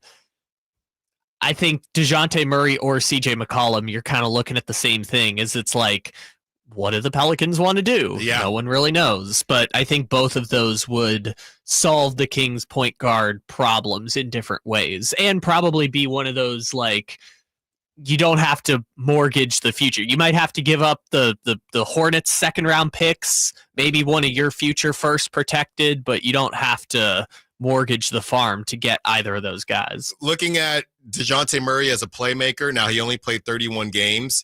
He averages for his career 15.5 points per game, 5.8 rebounds per game, 5.4 assists per game. But this season, again, only 31, so he could have regressed back to the mean. 17.5 points per game, 6.5 rebounds per game, 7.4 assists per game. So averaging 2 more assists in this season than in prior. And if Doug Christie is the guy, as we're about to talk about Doc or Doug, guess where DeJounte Murray's from? Seattle, Washington. All Seattle team up here. I'm good. I'm good with that. Now, here's the issue. 29.9% from three. That's the issue. Ja Morant's the same thing, dude. And Ja Morant is what, 10 million more a year? Yeah, but Ja Morant's He's better. Don't get me wrong. But is Ja Morant a Malik Monk better than DeJounte Murray? If you get to keep Malik Monk, what you're saying is you can keep Malik Monk. I'm taking Malik Monk and DeJounte Murray over Ja Morant, but I'm not high on Ja Morant. Again, it would be like Ja Morant and whoever your Malik Monk replacement is. Give me DeJounte Murray and I can keep Malik Monk all day. That's not even a question. But I am, to be fair, higher on DeJounte Murray than a lot of people. You know what? I'll put together some numbers and data, and we'll make him our trade candidate of the day tomorrow. DeJounte Murray. Give me diet De'Aaron Fox all day long. They could do a lot worse. So, this is where the Kings are at right now. And the question becomes, who is going to lead the Kings? The betting odds are out. Where do the Kings fall as far as the betting odds on Doc Rivers' landing spot? Kyle, get the dial tone, get the phone ringing ready. Will I pick up the phone for Doc Rivers? Allen Stiles, Sacktown Sports. You never know what you might hear when listening to a Sacramento Kings game. Out of Keegan, going for another triple. Man, is he feeling it. Keegan, can he do it? Yes, there's number 11, Keegan Murray. Keegan steps back. He just knocked down his 12th three-pointer, a Kings franchise record. He's got 45 points. Never miss a moment of Sacramento Kings basketball with Sacktown Sports and the Sacktown Sports app. Spring has sprung, and now is the best time to spruce up your home. Between spring cleaning and evaluating your home, it is the perfect time to reach out to the folks at the Overhead Door Company of Sacramento. Jason Ross here, and I'm so glad we did. We reached out, and we're now about a month in to our brand new garage doors. Now, first off, we improved our curb appeal. They look great, and it's one of the first things people notice when they approach your home. A new, modern, stylish garage door can improve the overall appearance of your home, just like it did for us. Also, how about this for a nice benefit? The return of investment. A new garage door is high on the return of investment home improvement project list. It's one of the more cost-effective upgrades you can make. to improve your home's value. Hey, see for yourself. Check out their products. Go to the showroom at 6756 Franklin Boulevard and ask about the Sacktown Sports Special. Overhead Door Company of Sacramento, the genuine, the original overhead door. Always look for the red ribbon logo. Power Business Technology is proud to be a 100% independent, locally owned and managed Toshiba copier dealer. Local ownership cuts out the red tape, allowing ourselves to never be too busy to personally answer the call when our clients need us. Recognized for excellence in service execution, training, and customer service, we're proud to be named a Toshiba ProMasters Elite Dealer since 2021. Contact us today for all your business printing needs at 844-POWER-BZ. That's 844-769-3729, or visit us at powercopiers.com. The cards are lining up with Sky River Casino's $130,000 weekly Baccarat tournament. Every Thursday, now through June 26th, is your chance to share in $10,000 in prizes, with a guaranteed weekly winner taking home $5,000 in prizes. Feeling lucky? Your first hand is on us. Visit skyriver.com for complete details. Gambling problem? Call 1-800-GAMBLER. Must be 21 or older. River Cats baseball is back, and the Cats Pass is your ticket to every home game of the 2025 season. With unbeatable value, guest add-ons, and more, secure your season-long Cats Pass with the Sacramento River Cats at rivercats.com.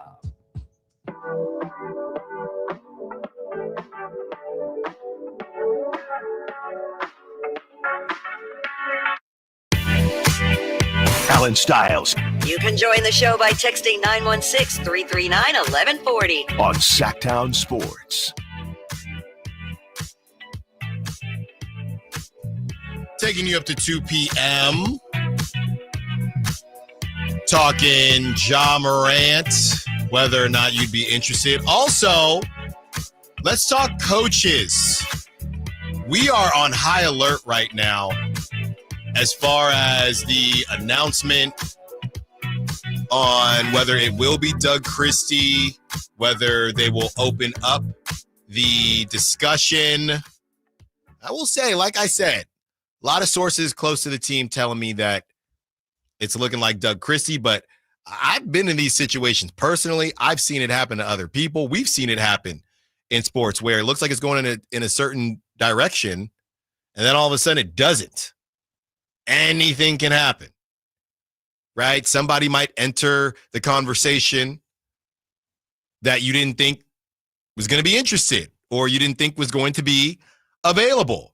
And, you know, a lot of betting odds get put out from Bovada, even if it doesn't make very much sense or whether it'll happen or not. But the next team odds are out for Doc Rivers. What's up, Doc? At fourth, the Phoenix Suns at plus 950. At second, the Nuggets at plus 950. And tied for first, I guess Nuggets and the Suns are tied at second. And the Grizzlies and your Sacramento Kings tied in first at plus 650. Now, does that more so mean that the Kings could be interested, or more so mean that Doc will be taking calls? All right, Kyle, we did this last week if you weren't here. Yep. I am Scott Perry. I'm going to let it ring because I'm busy. Let's get one more ring in there. Hello? Yeah, hi, this is Scott Perry. Who is this? Hey, this is Doc Rivers.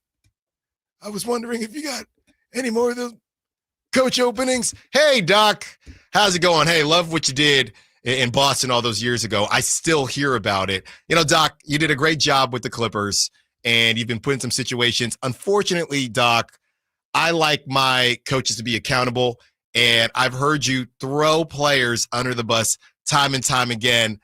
Kyle, give me the dial tone. I can't do it. I'm sorry, Doc. I can't. Yeah, you got to. Sorry, Doc. What's up, Doc? Not much. I'm not taking I am not the one. I'm not a Doc Rivers guy. I've heard him throw his team under the bus too many times.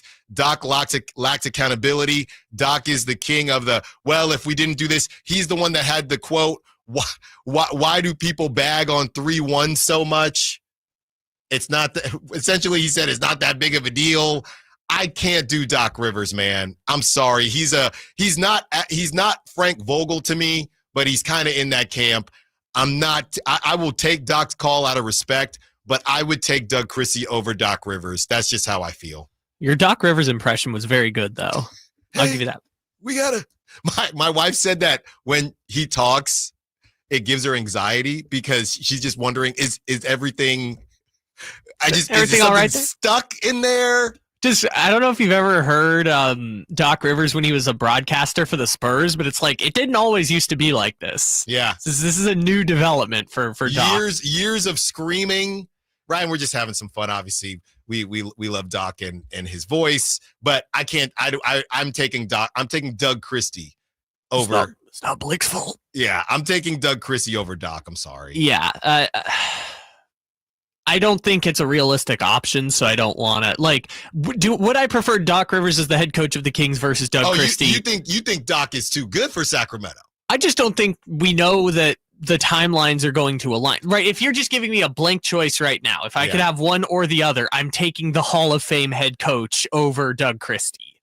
But that's not what the situation is. He's still coaching in the playoffs. The Kings gave a timeline for this week. And in a world where Milwaukee does move on from Doc Rivers, what does that say about the state of Milwaukee? What does that say about what Doc Rivers wants to do? Like the last time Doc got fired in Philadelphia, he was the broadcaster on ESPN for 7 months. Yeah. Who says he's going to get tossed out in Milwaukee before Milwaukee's ever decided if they're going to be a tanking team or trade Giannis? They're going to toss him aside, and then he's going to immediately be like, you know what I want to do? Oh, I can't do a Doc Rivers. You want to go base in there. Yeah. You want to go coach the Sacramento Kings as soon as you get fired from the Bucks. I just don't. Yeah. I don't see Doc jumping headfirst into that job, and it doesn't align with the Kings timeline. So when you take all that into consideration, I just wouldn't want to open the door on that one unless you're going to poach him from the Bucks, which I don't. Why would they do that? That would be such a crazy pivot from what we've heard. Look, Scott Perry's got connections, and he is a name. All right, 916-339-1140. You taking Doc Rivers over Doug Christie? I just think that the two situations don't make a ton of sense. I think Doc is whatever version of a coaching ring chaser is, that's Doc Rivers. Doc Rivers is there to coach a team that he thinks, hey, I've been around long enough. This is a good situation, and maybe I can sneak in and get one more ring. That's what it was with the Bucks because they had Dame and they had Giannis, and they thought they'd be able to do some things. And now you have a situation where I see Doc in maybe Phoenix is the team that continues to just get these retread coaches. But if Phoenix moves on from Durant, is that a situation for Doc? Doc is going to pick and choose, and he's going to pick a situation that he feels like is going to make him better. Right, or make his situation better. Doc ain't going. I think both sides say respectfully no. That's how I feel about it. Yes, I think that the situation doesn't make sense because Doc is the coach of the Bucks. Which, by the way, I'm giving Doc probably more credit than he deserves, considering they haven't won a playoff series. But you know what we haven't heard in the last year and a half? Drama in Milwaukee. Yeah. Like when they went through 4 coaches in less than 12 months, it was Budenholzer, and then it was Adrian Griffin, and then it was Prunty, and now it's Doc Rivers. It was like, it seemed like things were a mess, and it doesn't seem like that locker room is a mess anymore. Now, is the team good enough? No, obviously. They've made bad personnel decisions, but you haven't heard drama, and I think that's sometimes just a marker of a good leader. And maybe that's all they needed. Maybe it wasn't good enough to get over the hump, but I think their issues are roster construction, not necessarily coaching. All that to say, if you just gave me the blank palette, I'm going to take the chance on the Hall of Fame coach. Yeah. 10 times. Well, I said 9.5 times. I just think there's well, first of all, what starts with me is I think Doc Rivers is overrated. So Hall of Fame or not, I think Doc Rivers is overrated. And again, you've invested in Doug Christie. You moved on from Mike Brown. You took this chance, and now all of a sudden you're going to give up. And look, it would be a very Kings thing to do, I will say. It gets to a point where Doug is in a position to where maybe he'll get an opportunity because the Kings want to come off as if they're not doing the same thing that they've always done. The Kings that we know and love, they probably do go after Doc Rivers. They do, right? And they would say, we invested in Doug. We gave him about 50 games, and now we're moving on from Doug because now we have Doc Rivers, and we're going to give him about 50 games or maybe a season, and we're just frantic, right? We're moving in a hasty way. I think bringing in Scott Perez, they talk about sustainability, things like that. That's why I believe that it's going to be Doug Christie, whether or not I think it's the right choice. I don't know, but I would choose Doug. With understanding all of it, I'm taking Doug over Doc Rivers. I'm also just not that high on Doc Rivers. I understand that, and I think the situation is what makes me feel like Doc Rivers wouldn't survive here, because whoever becomes the head coach, whether that's Jenkins, whether that's Doug, whether that's anybody else, they're operating on a year-to-year basis, right? The Sacramento Kings have a fan base where many of them are chomping at the bit to tear this thing to the ground. And with each passing day that they don't make a deep playoff run, that reality becomes more and more of a possibility. Not just because you brought in a new general manager, but come next summer, Keegan Murray's a restricted free agent, Keon's a free agent, Zach LaVine can opt out of his contract, and Domantas Sabonis has 2 years left on his deal, which in the modern NBA means you kind of got to decide, are we going to keep this thing going or are we going to part our separate ways? So whoever the coach becomes, that could immediately change if they pivot the direction of the franchise come next offseason. When it comes down to it, it's almost similar to the players in a way, right? Ja Morant, I don't know if he's a perfect person to come to Sacramento, but if he's willing to come to Sacramento, do you operate in that way? But my argument to that is that's kind of what we just did with DeMar DeRozan. DeMar DeRozan wasn't a perfect fit. I think Monty McNair knew that. And I don't know how much it was Monty McNair or ownership, because we know that they do like the brand names and things like that. But at the same time, you have a situation where it is a bigger name than we've typically seen in Sacramento. Oh, this is the biggest, sign and trade, biggest name that's been in Sacramento, and they chose to be in Sacramento, even though I think Sacramento paid a little bit more than what DeMar was expecting. So is it a similar situation where you can get Doc Rivers, huge brand name, in Sacramento? Do you do it even if you don't know if it's a culture fit, simply because of the name? And I guess on the outside looking in, let's look at it like this. Would you rather be wrong, and not that the outside matters, but I do think optics matters in life. Would you rather be wrong with Doug Christie or be wrong with Doc Rivers? I think that the Kings, from the outside looking in, and people love to clown on the Kings in Sacramento, I think from the outside looking in, if the Kings chose Doug Christie over Doc and it didn't work out, they would get roasted. If the Kings chose Doc over Doug and it didn't work out, I think people would say, hey, man, it's Doc Rivers. You had a chance. Now, that's not me personally. I think that's just how the rest of the basketball world would look at it. 916-339-1140. JR wants to be part of the conversation. What's up, JR? What you got for us? What's up, honey? How you doing? I'm good. How you doing? Hey, you ever heard the Doc Rivers story where he was in San Francisco? I think it was they were playing the Warriors in the playoffs. I think he might have been with the Clippers. And he dropped like $5,000 in cash, and a Warriors fan actually picked it up and then walked back and handed it back to him. No, I never heard this. It's a famous story, but here's what it proves. Doc Rivers is an idiot. drop $5,000, have $5,000. I do not want him in Sacramento. Love the show. Bye-bye. Thanks for the call, JR. I never heard that one. I mean, 5,000. I mean, if they're all hundos, I guess it's not that thick, but that's a lot of Money Clip can even hold that much. I don't know about that. That's like 50 hundos. Yeah, that's a lot of hundos, and the Warriors fan helping them out. I don't know about that one, JR. Great call though. When we return, okay. Let's say no moves are made. A lot of people have called in, texted and say, Allen, they didn't have enough time with this roster. Okay, fine.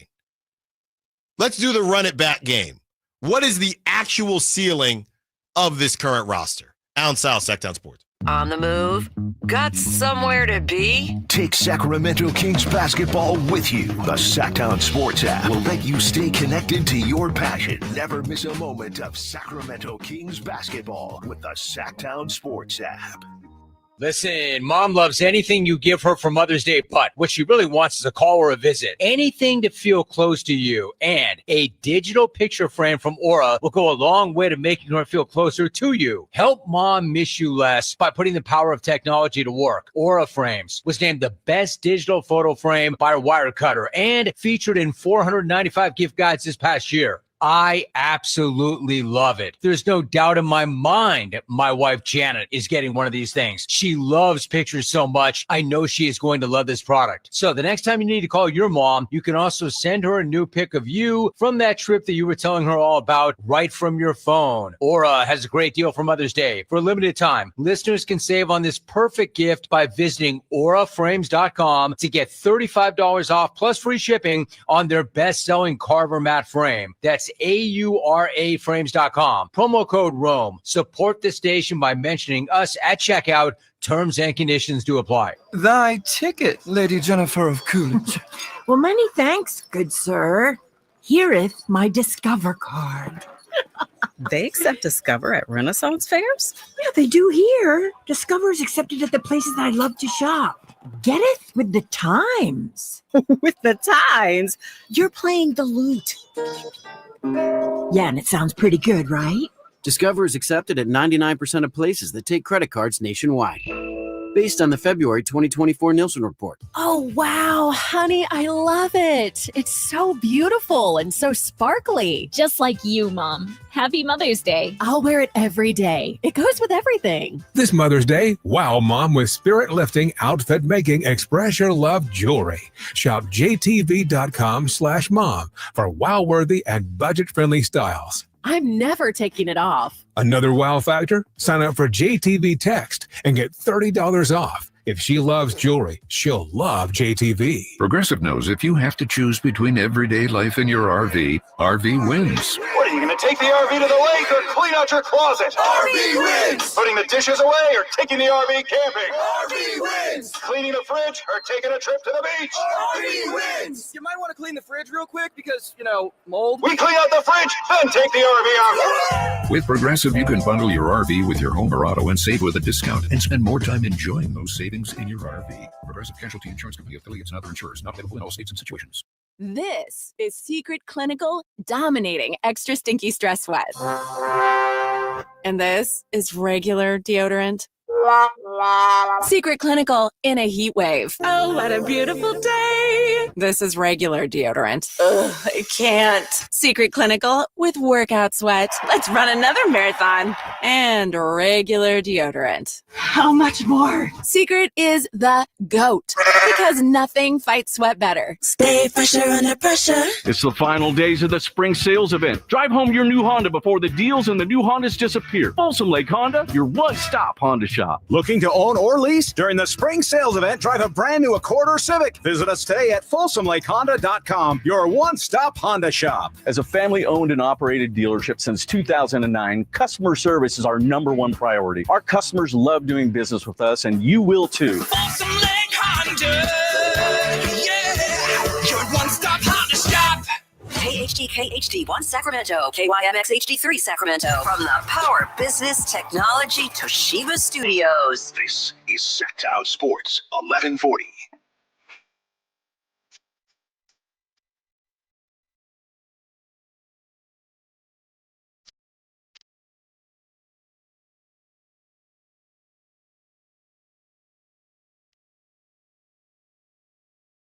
Live and local. It's Allen Stiles on Sacktown Sports.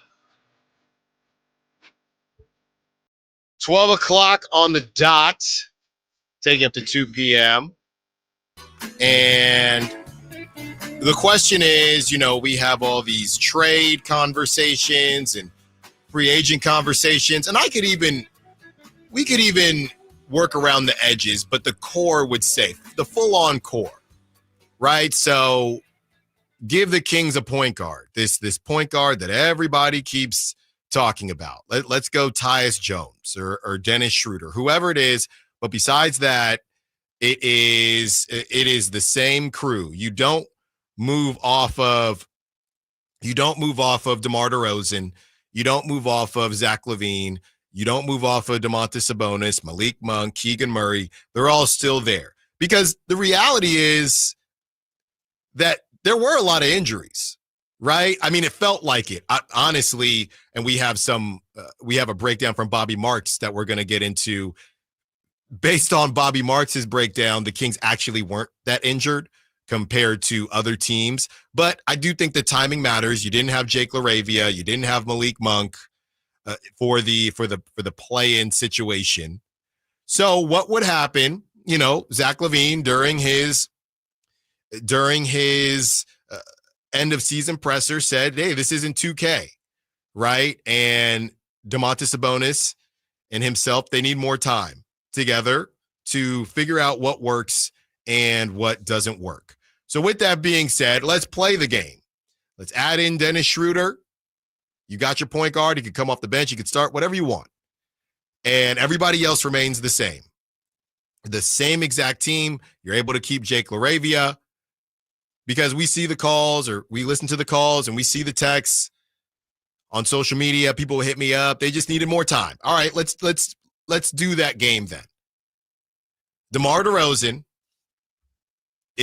I think, would still be your number one.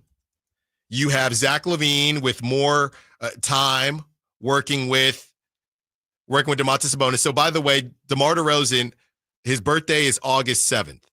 He's 35, so he'll be 36 in a couple months here. He'll be 36 years old, DeMar DeRozan. So you have DeMar DeRozan at 36. You have Zach LaVine in his prime, Domantas Sabonis in his prime. You get Malik Monk, who's probably going to come off the bench, I would think, especially if you did go get that Dennis Schroeder. You have Keegan Murray now going into year 4. They're running it back. What is the ceiling for this team? I have something in my mind, but as I keep thinking about it, I'm wondering if I'm being too nice. And what I have in my mind is that all things considered, this team, best case scenario, its ceiling is a 5th seed. And I feel like I'm being really nice. I do. In this Western Conference, going into next season, watching the NBA playoffs right now, Kevin Durant's going to end up somewhere. Unless it's Miami, that's really the only Eastern Conference team I've seen him connected to. The Suns probably leave the conversation, but you get the Spurs entering the conversation. You have the Warriors now with Jimmy Butler. The Rockets are going to do something. They're not going anywhere.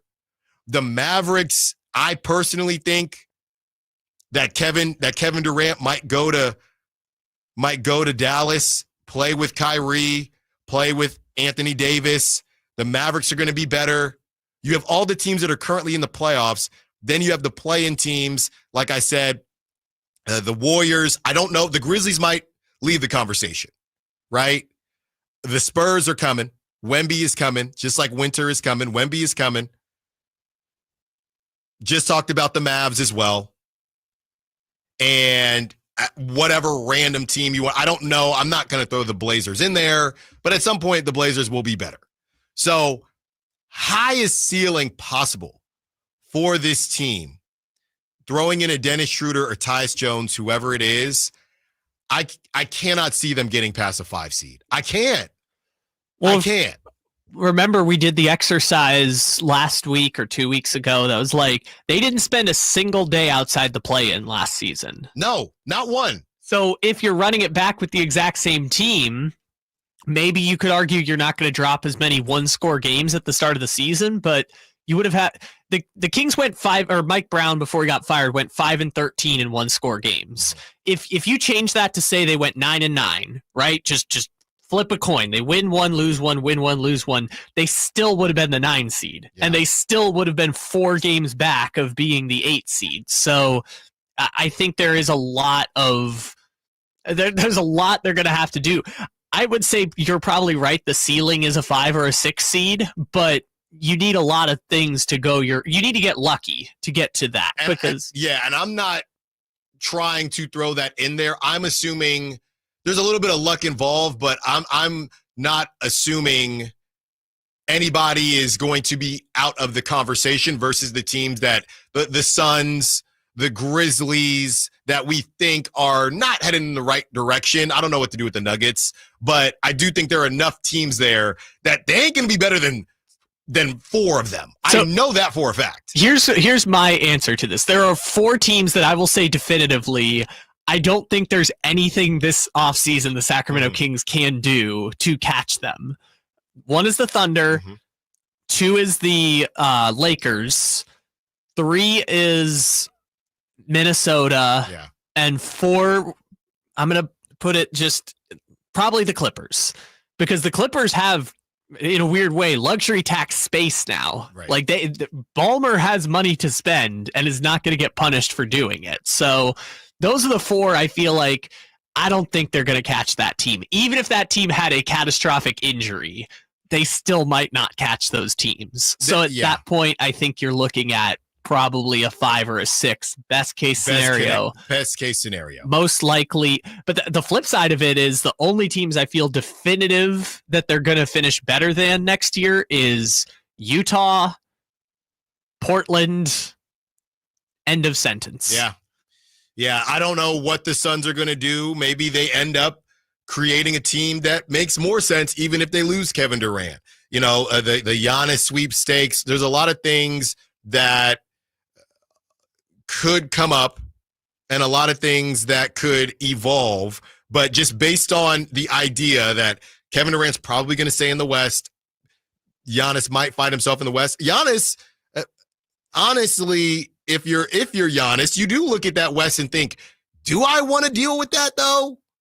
You know, there have been connections to Giannis in Brooklyn. He's got some properties out there in New York. Do I really want to go to the West and battle it out there? If connected to somebody on the text line is saying the Rockets and Giannis have been connected. They need people that can shoot at some point. At some point, they're going to have to find someone that can shoot. Yeah, I don't know exactly. Again, the Rockets just need the Rockets are kind of like in the Grizzlies problem of like, they've got the surrounding core. They just don't have a top 20 player or a top 30 player right now. No disrespect to Şengün. Maybe he'll get there, but they just don't have that guy right now. And look, maybe the flip side of this conversation is how far could they bottom out, right? Because we're probably going to talk about it later. They were relatively healthy last season. Yeah. Never touched the 6th seed. Even in like early November, never touched the 6th seed and finished 10th essentially in the West. Like I said before, there's a scenario where we go into the new year next year and they're 13th in the West. They're 1 injury away from that happening because Utah and Portland are the only quote unquote rebuilding teams out West. 916 says anyone who is watching the NBA playoffs and sees a level of physicality and athleticism on display would be an absolute moron to think, let's just run it back as far as the Kings of 2024, 2025. The ceiling would be a 9-10 seed, and that's being kind. Yeah, when I said 5 seed, like I said, I feel like I'm being pretty nice. I think they're fighting. Now, like I mentioned, you are throwing in you're throwing in a Dennis Schroeder type point guard. You know, you're holding on to the squad and you're adding a Dennis Schroeder, a Tyus Jones, somebody that can operate the offense a little bit. So they would be better in that regard, less turnovers in theory and things of that nature. It's more so just about the West. And I joked about the Pacers in the first hour of the show. I joked about the Pacers being exactly who Vivek wishes the Kings were. A 3 to 5 seed every single season. You have no clue if they're actually contenders or not, but they're always there. You get that playoff revenue and you rock and roll from there. That's just not possible in the West. It's not. Unfortunately, Sacramento is on the West Coast. Otherwise, the Kings would have been that the last 2 years. And we probably look at this whole thing differently. But in the West, there are no teams like that. There are no teams like that. Everybody is moving and shaking and doing whatever they can to keep their head above water. We had no clue who was going to keep their head above water until the last game of the season. And if you look at the Warriors now, they're probably thinking they're lucky stars that they did lose that game, because they would have had to deal with the Nuggets, right? They kind of lucked out there. Now, nobody wanted to say it because anything can happen in the play-in, but a 7 seed has never missed the playoffs, ever. They haven't always won that first game, but a 7 seed has never lost and not made it into the playoffs. So the Warriors kind of played it perfectly. But you never know. And the whole thing hadn't revealed itself until the very last game of the season. That's it. It's a mess in the West.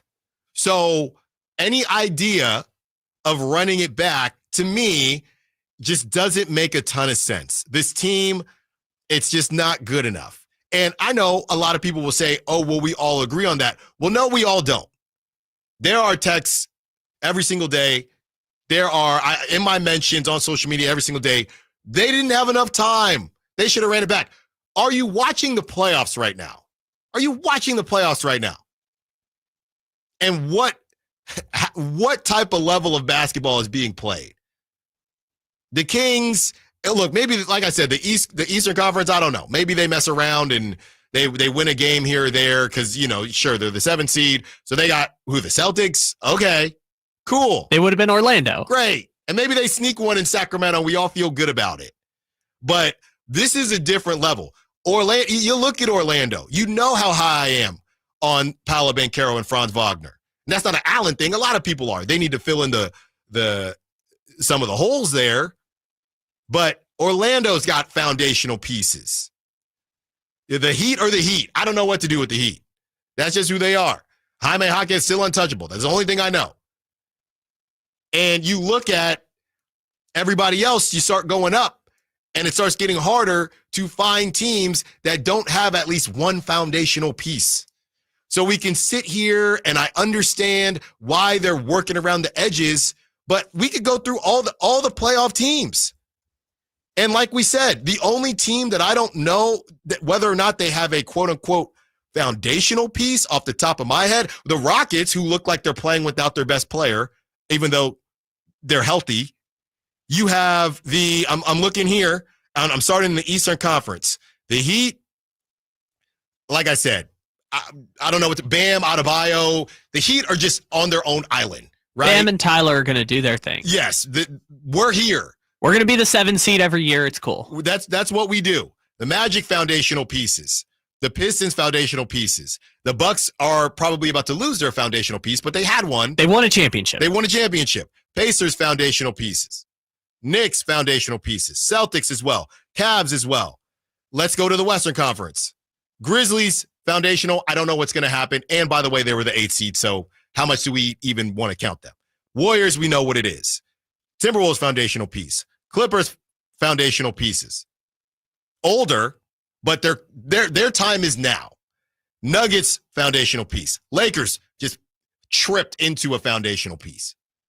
Rockets, like I said, they have pieces. They need their scorer. They need their dude, but they have the pieces to go get their dude.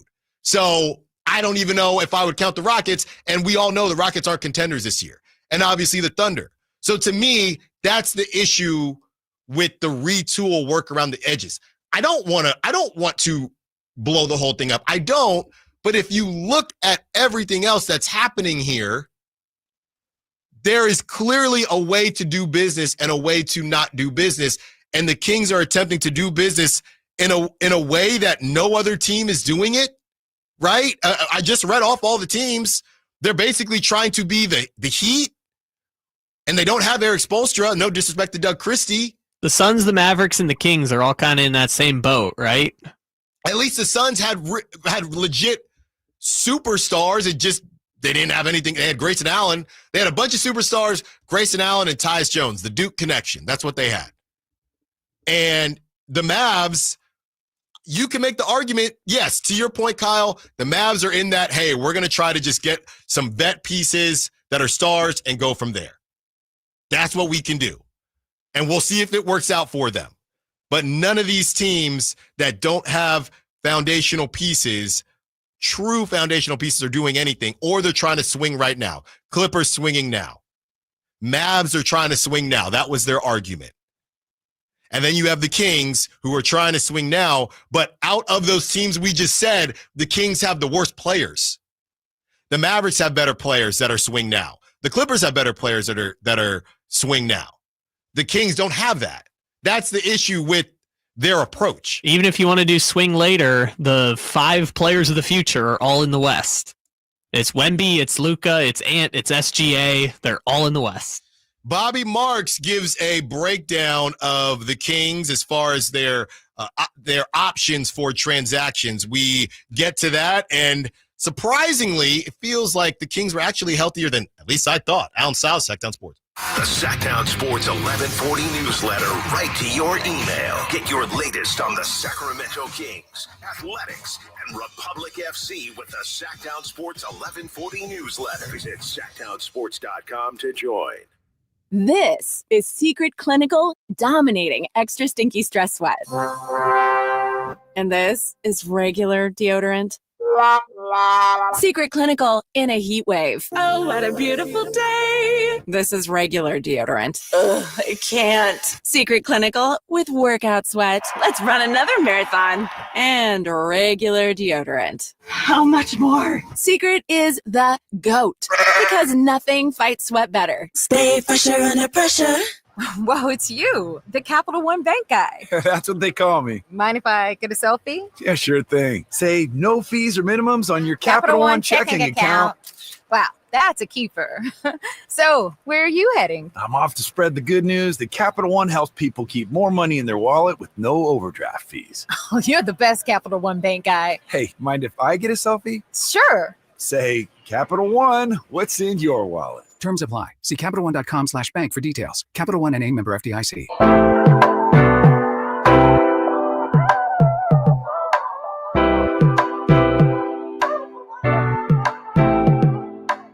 Your home for Kings talk and so much more.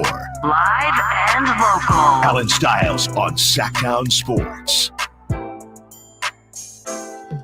209 says, just rename the West Hall of Fame Western Conference. Haha. Kings need to start thinking of Hall of Fame standards. Yeah, I think they're thinking it. Scott Perry, I mean, look, obviously there is a 3% chance that the Kings keep their pick. I know it's a long shot, but I really hope that happens because I want to see what Scott Perry is thinking here.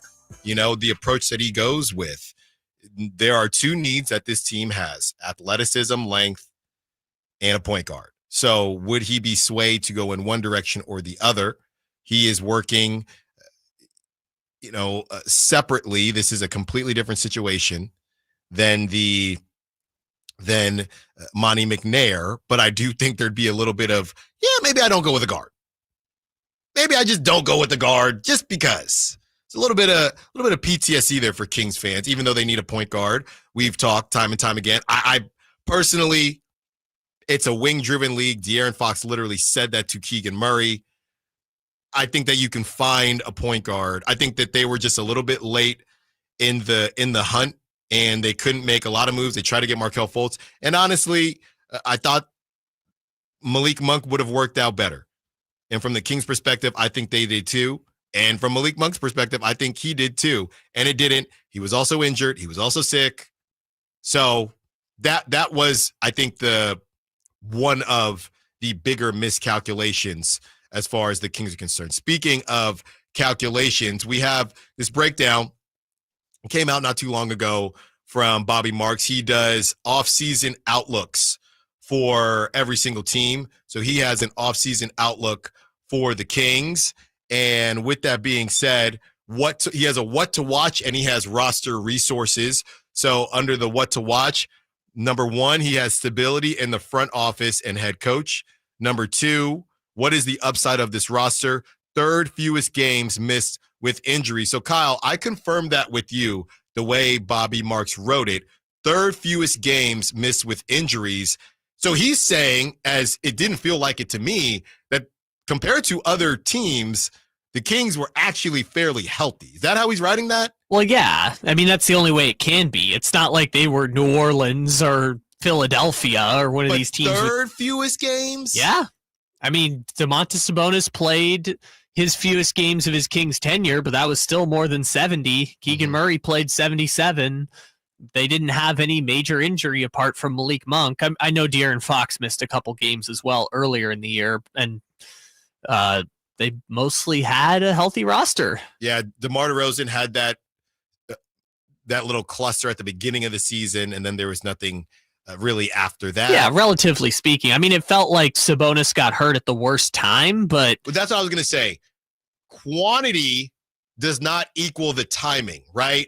Malik Monk missing the play-in game, that only counts as 1 game, or Malik Monk's stint towards the end of the season was only, 3 or 4 games, but it's 3, same with Jake LaRavia. It's the 3 or 4 most important games of the season, and Domantas Sabonis prior to that. So that doesn't tell the full story, but it is interesting when you look at it as a whole that they were fairly healthy, which says to me, hey, you don't really have that much to hang your hat on in terms of how much better this roster can be. That's what he's getting at. I think so, or at least just pointing out the fact that, like, hey, that was the team at full strength and they were the 10 seed. But yeah, right.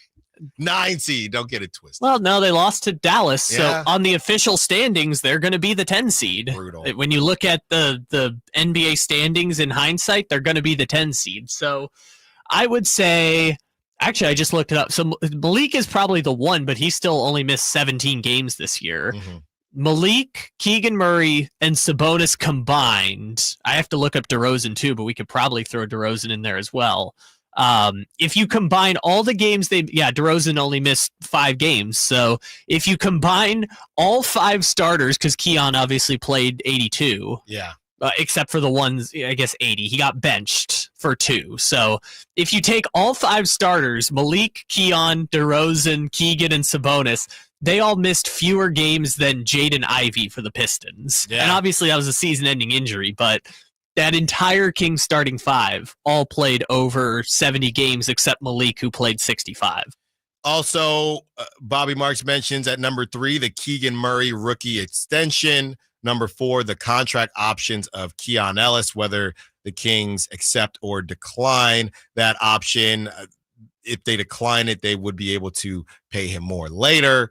Roster resources is his second column. Number 1, the draft. They have 1 second. Got to be 6. I need 6'8" and up. I think it's like pick 41 too. Yeah, I need 6'8" and up. Second, roster resource, 6 tradable firsts. And third, roster resource exceptions, non-tax. They have 14.1, biannual 5.1. Second round vet minimum trade, just a couple more in the weeds there, but they have some options. They don't have a ton. They can sign a player for less than $14 million, and they can sign. I mentioned he says the biannual exception one. That 5.1 is Jake LaRavia. Yeah. It's either because they traded for Jake LaRavia, they got 5.1 million. They can either give it to LaRavia or they can give it to someone else. So a couple things that the Kings can do, whether or not they will act on all of them, whether or not they will run it back. Marc Stein reporting that the Kings will not be rebuilding. They will attempt to retool. A little playoff recap coming up next. Who should the Kings go after from these teams that are starting to get outed? And the Timberwolves look like they're about to send the Lakers packing quite early. Is that a good or bad thing? Allen Stiles, Sactown Sports.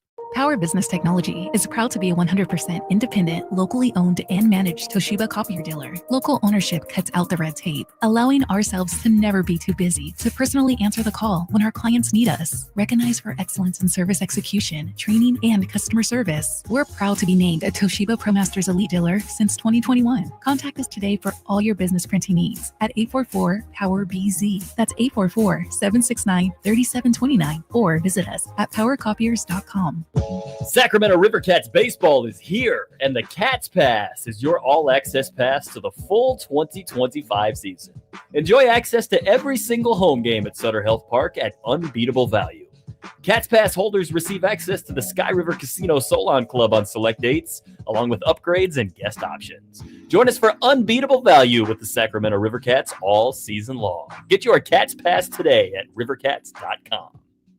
It's Carmichael Dave talking to you about my good friends at American Energy. You're in the Sacramento area. You know how the seasons work. They are a-changing right now. So American Energy wants to help you stay warm for the rest of the cold season, but help you stay cool during the warm season. Best way to do that, make sure your system is operating safely. So right now is the time to take advantage of half off a tune-up, $24.50. They cut that right in half, and if you want a diagnostic, guess what? You can't beat free. If it's free, it's me, and now it can be you. And also, it's the end of the season blowout. $4,000 off a new system plus any rebates. That $4,000, that's a direct drop from the sticker price. It's a great deal. Check them out at theaeway.com or an instant quote, or give them a call at 916-520-9990. That's 916-520-9990. Tell them your good buddy Carmichael Dave sent you. Call 916-520-9990 now. Sacramento's premier country music festival, Country in the Park, is coming back May 16th and 17th at Cal Expo with Bailey Zimmerman,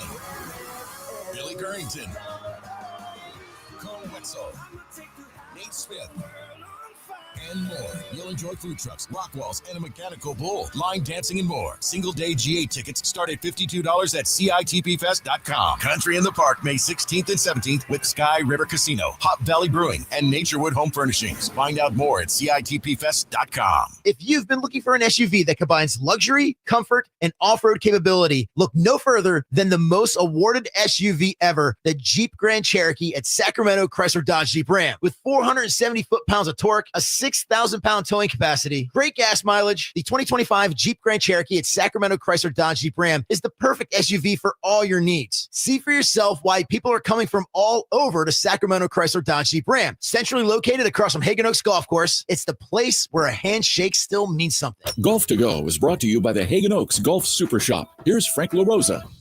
For beginning golfers, not getting into bad habits gives you a much better chance of enjoying the game and shooting lower scores. John Howells in Golf Monthly says these mistakes should be avoided. First, know your club distances. Take your yardages not from your best or worst shot, but somewhere in the middle. And no dancing allowed. Swaying in the backswing is a common fault, which forces you to compensate in the downswing. Mastering impact. Trust the loft on the club face and don't try to lift the ball. Club face control. For right-handers, take care to set the perfect grip with 2 V's between thumb and forefinger pointing to your right shoulder. Bunker shots. Many struggle here because they fail to open the club face before hitting the shot. Turn the club before you take your grip. And finally, learn how to read greens and hole more putts. Even on a miss, putts that miss above the hole offer more chance of holding the putt. Now go out and have some fun. That's your Golf to Go.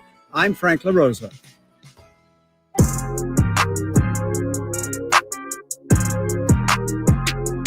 Allen Stiles You can join the show by texting 916-339-1140 on Sacktown Sports. Lakers might be cooked. Could LeBron be outed in the first round with Luka? Was Nico Harrison right? It's crazy, crazy stuff that is coming out right now. Somebody said, so if LeBron is a first-round exit with Luka, is he banned from the GOAT debate forever? I don't think he will be. I don't know that he should be or not. I mean, it gets to the point now where, look, man, the longevity thing is starting to work against LeBron, and I know the saying goes, you either die a hero or live long enough to see yourself become a villain. LeBron's been a villain for a very long time. The only time he really wasn't a villain was when he was in Cleveland the second stint and beat the Warriors, because at the time everybody hated the Warriors. They were the villain. And I'm not even a LeBron guy like that, but this longevity stuff and, LeBron now still playing at 40 years old and doing it at a high level, but now we're going to bag on LeBron if they get outed in the first round to a Timberwolves team, which just took a long time to figure it out. They were one of the hottest teams. They had a soft schedule to end the season, one of the hottest teams in the NBA. I mean, some people are starting to treat LeBron like he's Frank Gore. And that's no disrespect to Frank Gore, but Frank Gore just played for a really long time, right? Or people are starting to treat LeBron like Vince Carter, where Vince Carter, a lot of people wondered whether or not he should be in the Hall of Fame simply because he played for a long time, but didn't, towards the end of the career, didn't have that many accolades. He was just out there playing. And like I said, I'm not even a LeBron guy like that, but we got to stop this. We got to stop this, man. So your takeaway from the Lakers falling in this series is LeBron is washed. Or you're seeing people say. Yes. No, not even though. It's actually not that. Because if LeBron were washed, I think that it wouldn't count against him. They're not saying that LeBron's washed. They're trying to count this against LeBron at 40 years old instead of saying with a trash roster, with a very top heavy team, right? Where the Luka deal was done for the future more so than for the present. And I think that's kind of crazy, man. And I'm not one to typically defend LeBron, but LeBron is getting treated like Frank Gore, and that's kind of crazy to me. So my takeaway from the Minnesota series has been about how excellent Minnesota is. I understand why the conversation immediately goes to what the Lakers are not doing versus what Minnesota is doing. Not just because it's Lakers and we know that those are one of the big brands, etc., but it is a team with Luka Doncic. Yeah. And the Luka, LeBron, Austin Reeves, Rui Hachimura, Dorian Finney-Smith lineup, which is, I'm going to be honest, not great. They played the entire second half of that game against Minnesota. And honestly, Dorian Finney-Smith, I think, has been better than everyone expected. He's been shooting the three ball better than I think everybody expected. I don't know. He was 2 for 6 yesterday. Well, he's putting them up. Every time I look, he makes one. He made the big one yesterday to give them the lead that felt like it wasn't their last bucket of the game, but it felt like it was their last bucket of the game when he gave them the lead with like a minute to go in the game. The Lakers team never made sense. And I do think this offseason with the resources they have, they're going to have a chance to be like a top 2 seed in the West next season. They're going to have to make some good moves, but they have the roster flexibility to get there with LeBron and Luka. Yeah. This team just wasn't going to get there, and it sucks for them that they drew the Timberwolves in the first round. Because if they had gotten the Rockets, they'd be beaten up on the Rockets. Oh, yeah. I mean, look, the Clippers aren't out of the woods because of the Nuggets. The Clippers could have been that 7 seed, because I think they would have beat the Grizzlies, and they would have had the Rockets. So it was all just kind of luck of the draw this first round. Man, LeBron played 46 minutes. Jesus. And it's an L. It's an L. LeBron and Luka both played 46 minutes. They couldn't catch him. I'm not going to hold it against LeBron because it is a point where, look, man, he's the number 2-1 option on this team at 40 years old, and I'm not 22 seasons. I'm not that guy, but let's not make LeBron Vince Carter in Sacramento. Let's not make LeBron Frank Gore. It's a little much here. On the in the Eastern Conference, that Pistons-Knicks game, look, y'all know I can't stand the Knicks. Most of them went to Villanova. I went to Temple. I cannot stand Villanova. I cannot stand Jalen Brunson. I cannot stand Josh Hart. None of them. Okay? With that being said, it was a foul on Josh Hart. Of course, it wasn't called because it's the Knicks. But also, if you're the Pistons, you tricked that game off.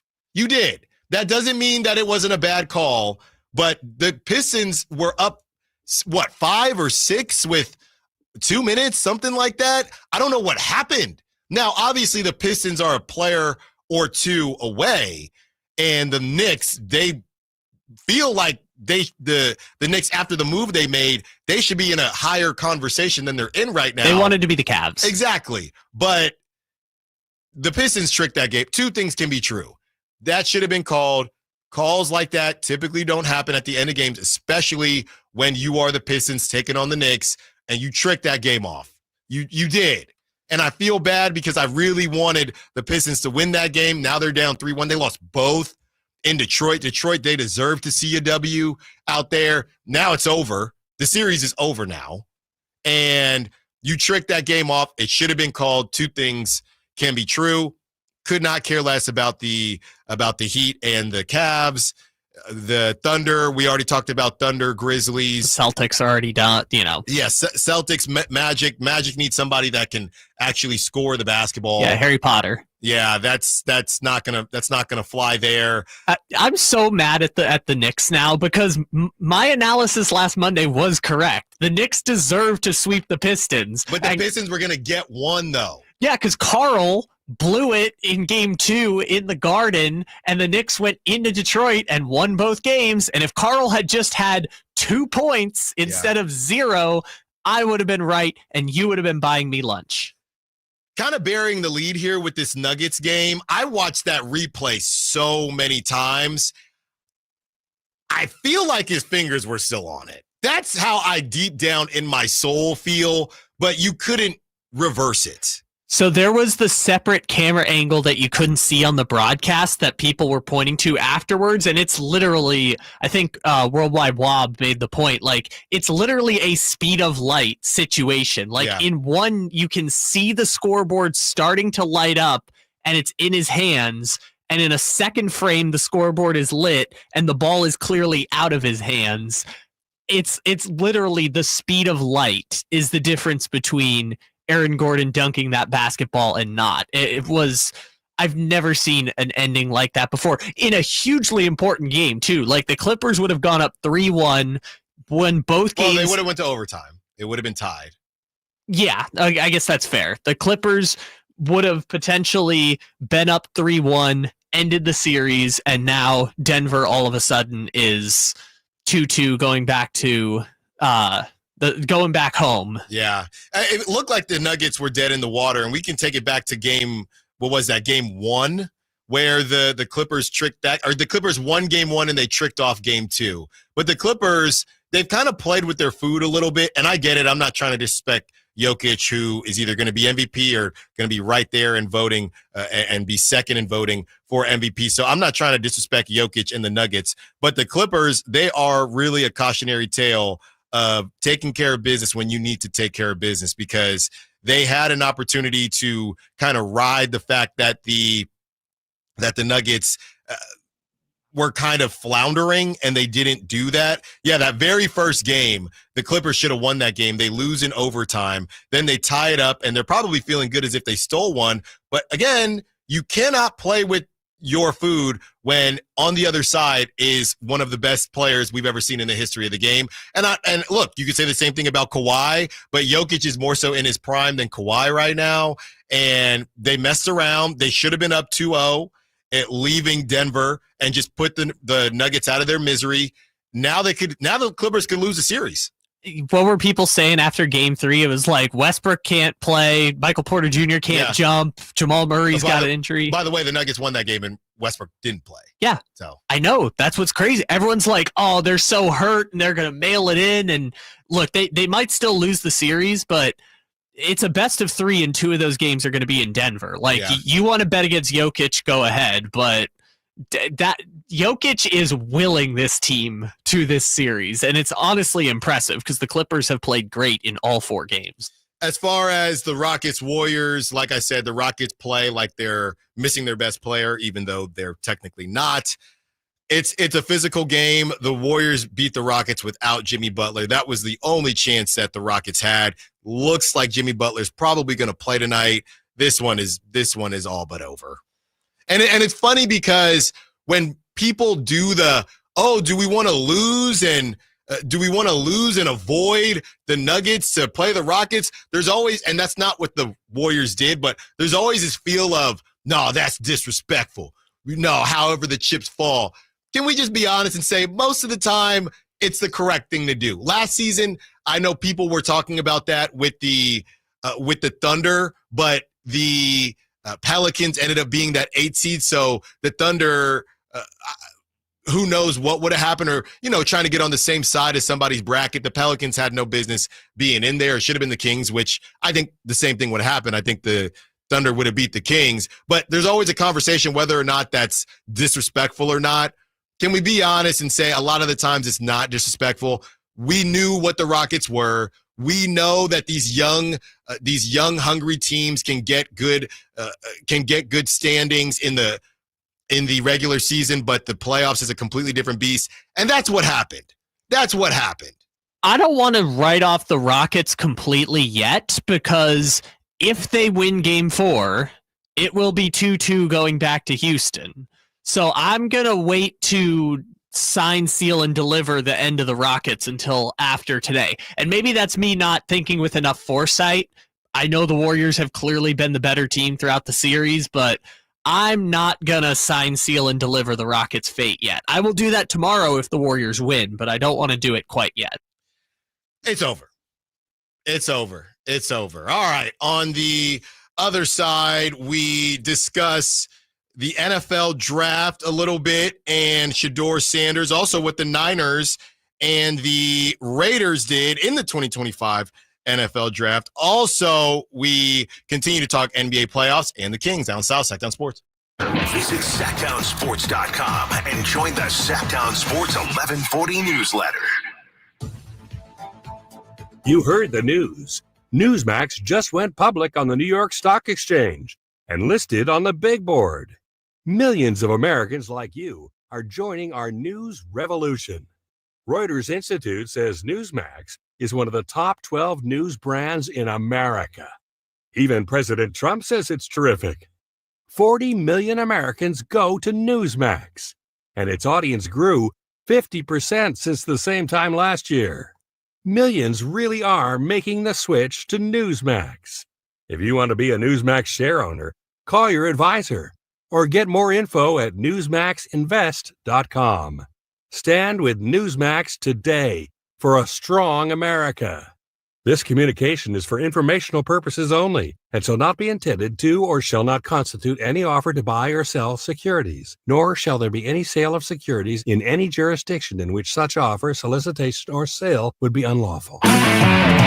If your passion is bass fishing, only one radio show has the action, information, and excitement of your favorite outdoor sport. Ultimate Bass, hosted by Tournament Bass Pro and California Outdoor Hall of Famer Kip Brown, takes you live to where the fish are biting every Saturday morning. Only Ultimate Bass feeds your passion with the latest news, products, tips, and advice from the pros. Ultimate Bass with Kip Brown, Saturday mornings at 5 a.m. on Sacktown Sports 1140, part of SEP's Saturday Morning Outdoors.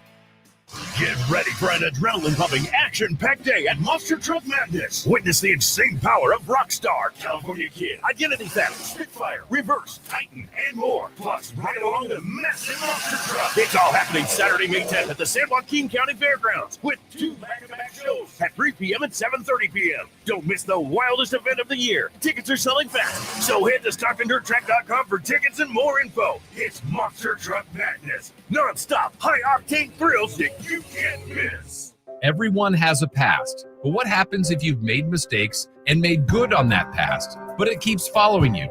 Are you looking for an attorney to erase past records and restore your rights? Maybe even restore your gun rights? Do you need a reputable criminal defense attorney who knows even good people make bad mistakes? Well, the attorneys at Gonzalez Law Office are here to help. Find Gonzalez Law Office online at SACLegalDefense.com or call them at 916-304-9187. We don't settle for less, and neither should you.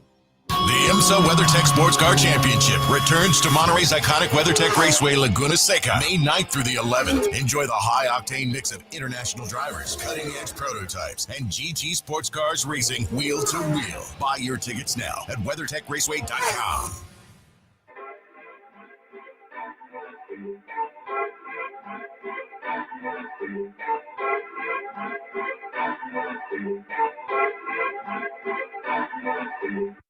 Live and local. It's Allen Stiles on Sacktown Sports.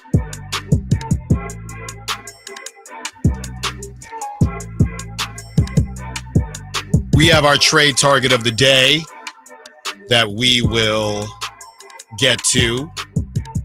Also, our NFL draft recap. And at 1:15, it's Monday, so you know what it is. In style, out of style, coming up at 1:15. We're going to have some fun because Bill Belichick is featured in our in style, out of style. I'm not going to get in trouble, but that's what's coming up. Oh, so you're going to talk about Jordan? Jordan, yes. And also, I made it to my first A's game in Sacramento, so I have a breakdown. Look, man, everybody kind of knows my background, being from the Bay Area. I represented, obviously, Sacktown Sports. It was raining, so I didn't do the typical attendance picture because I didn't think that would be fair, and it was the White Sox who were terrible as well. So that's all coming up in the 1 o'clock hour. The draft recap, you have Shador Sanders going in the 5th round, which was crazy. You have the prank callers from the son of the Falcons coach. That wasn't it. There were multiple players called, and they were prank calls.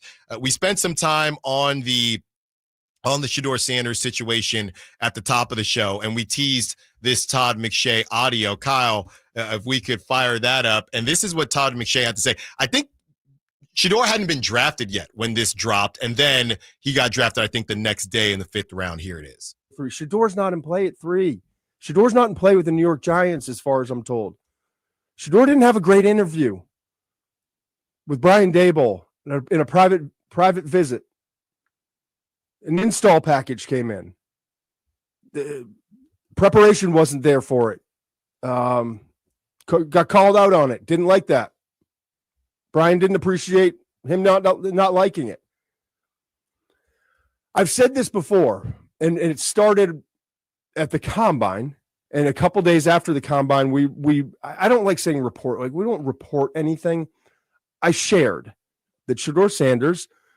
I told you, if you've been following the show from the beginning, I told you there were 2 personnel people that I spoke to who were in the room during interviews, which means they're key parts of the organization. Let's leave it at that. 2 teams drafting in the top 10 with quarterback needs where the interviews did not go well. Not disrespectful, nothing harsh, just felt like the phrase I've been using, and I think it aptly describes it. We didn't get the sense that Shador cared all that much about what we thought of him. That's not really surprising to me. That's how he comes off. That's how his pops was. Difference is, we know there's a lot of leeway for certain positions, not for the quarterback position. So Todd McShay is reporting that, and look, I think the Giants were probably going to find a reason to not take Shador anyway. That's just how I personally feel. But didn't interview well. Brian Daboll kind of, I guess, called him out. I mean, it sounds like this is the type of stuff we need in Hard Knocks. And maybe we'll get it. I know that, what was it? They just did the Giants, but this is the type of stuff I want to see because apparently Daboll called out Shador on not doing the homework. Shador had something to say back. If this stuff is true, and Todd McShay's been doing it a long time, that's the type of stuff, the whole collusion conversation and things like that. Again, and my dad just called me during the show. He forgot I was doing the show. But as a father, you got to know, and Dion should have, hey, man, I know that's how I get down. I wasn't a quarterback, and the stories of, I'm not going to be here. You can't do that stuff. Travis Hunter, if you imagine, and look, even how Travis Hunter acts, and I love his personality, Travis Hunter would be looked at completely differently if he were a quarterback. He gets up, he's dancing. He's kind of a goofball, Travis Hunter. I actually really enjoy him. I think he's a goofball. He like snatched the jersey from the GM when they were introing him. He's putting the helmet on. Looks like he's, they invited him in, like invite the kid in for a day. But if he was a quarterback, everybody would say, is he taking this game seriously? Quarterbacks get looked at differently, and that's been like that forever. The one caveat I would say is that let's say Travis Hunter were a quarterback and he were as talented at quarterback as he were at receiver. Maybe they probably wouldn't care. Yeah, he could have mother bleeped every coach on the Titans coaching staff, and they would have picked him first overall. I think maybe. Maybe. I think the talent supersedes. Like the collusion aspect of it is like the NFL's looking for every competitive advantage, especially at that position. Right. Somebody would have broken rank. I'm not even saying in the first round. Someone would have broken rank in round 2 or 3 if he were that dude. What I think it came down to is there wasn't a consensus about him being that dude, and the celebrity of it all made it such that, like, if you're not going to make him the star, what's the point of having someone who... I mean, I'm kind of doing the math in my head. Are there like maybe 8 quarterbacks more famous than Shador Sanders in the NFL right now? Like more famous? Like more famous than Shador Sanders. Like Matthew Stafford is not more famous. No, Mahomes. I don't know what to do with Russell Wilson. I mean, I because of Sierra, I guess Russell Wilson, Mahomes, Russell Wilson. I would say Shador is more famous than CJ Stroud. I think that kind of proves the point. Well, let's just see real quick how many Instagram followers CJ Stroud has. Not that that's everything, but it's just a good gauge. CJ Stroud has 1.2 million. Shador Sanders has 2.2 million. Yeah. So Shador Sanders is very much more famous than CJ Stroud. So I think that's kind of the point, is like, if he's not going to be your starting quarterback, why do you want a famous backup who is going to, quote unquote, steal the show? You know, and it's the same thing.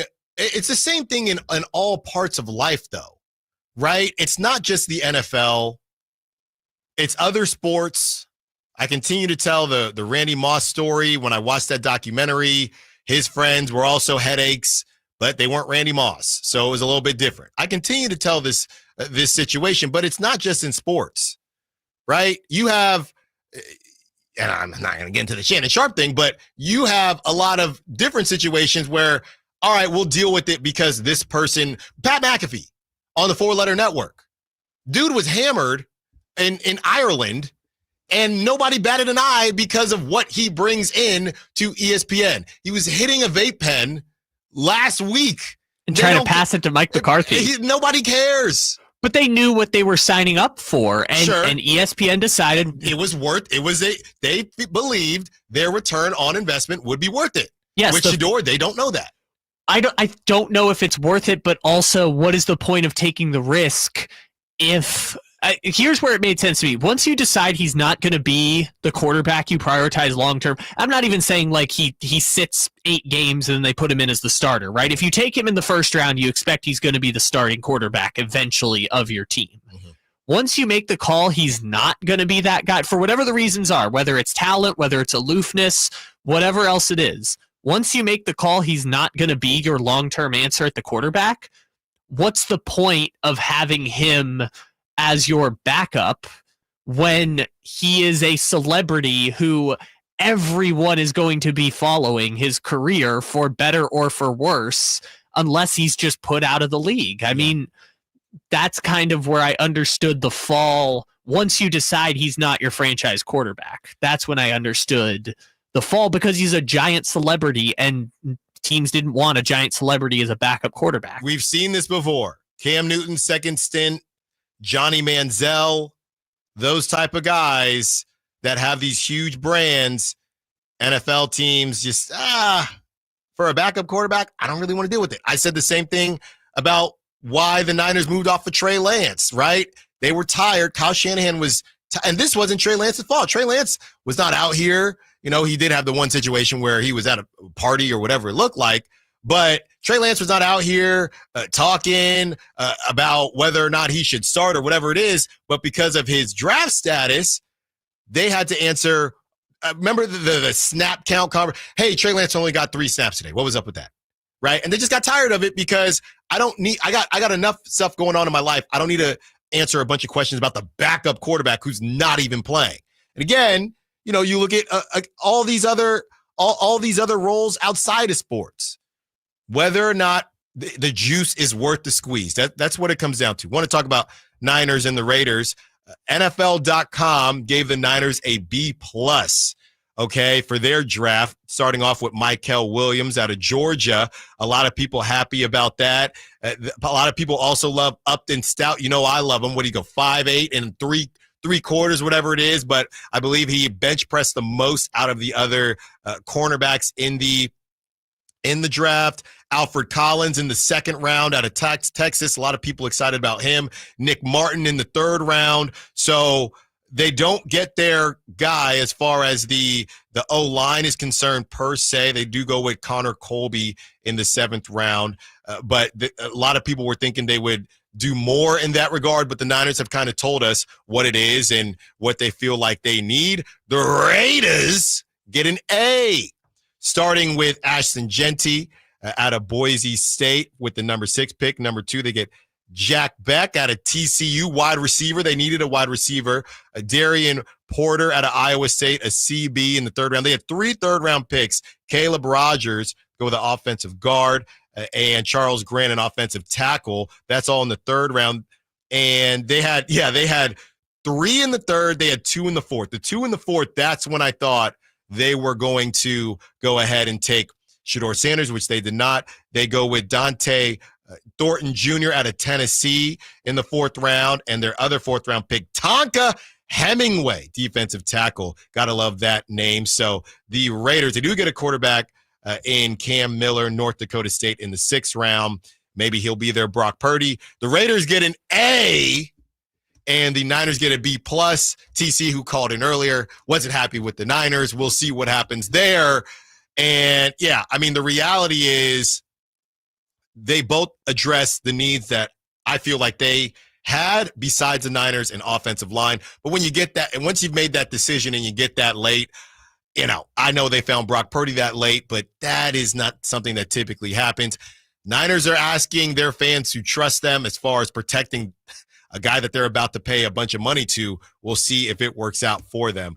Kings trade targets, they continue on. Who should the Kings go after once the season ends? Allen Stiles, Sacktown Sports. On the move? Got somewhere to be? Take Sacramento Kings basketball with you. The Sacktown Sports app will let you stay connected to your passion. Never miss a moment of Sacramento Kings basketball with the Sacktown Sports app.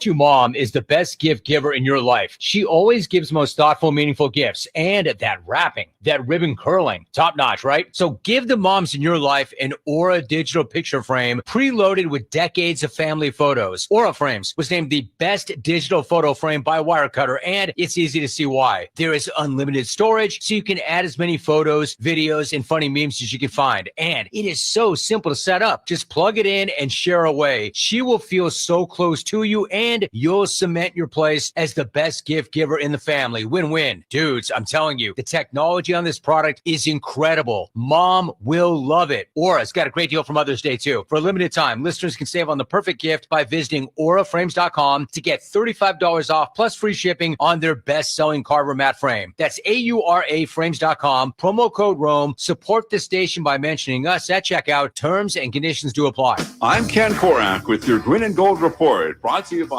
Comcast Business, powering possibilities. Well, the A's call-up of last year's first-round pick and 4th selection overall in the draft, Nick Kurtz, is not surprising, but his rise through the A's minor league system is pretty astounding. Kurtz has played in only 32 minor league games, but the numbers are eye-popping. A .336 average, 11 home runs, and 37 RBIs. Comcast Business helps turn today's small businesses into engines of modern business. It's how restaurants become reliably up and running neighborhood favorites. It's how retailers become seamlessly restocking, cyber-securing must-visit shops. And it's how healthcare offices become data-managing caregivers that we all depend on. With reliable connectivity, enhanced cybersecurity, advanced fiber solutions, and Wi-Fi backup, Comcast Business is powering the engine of modern business.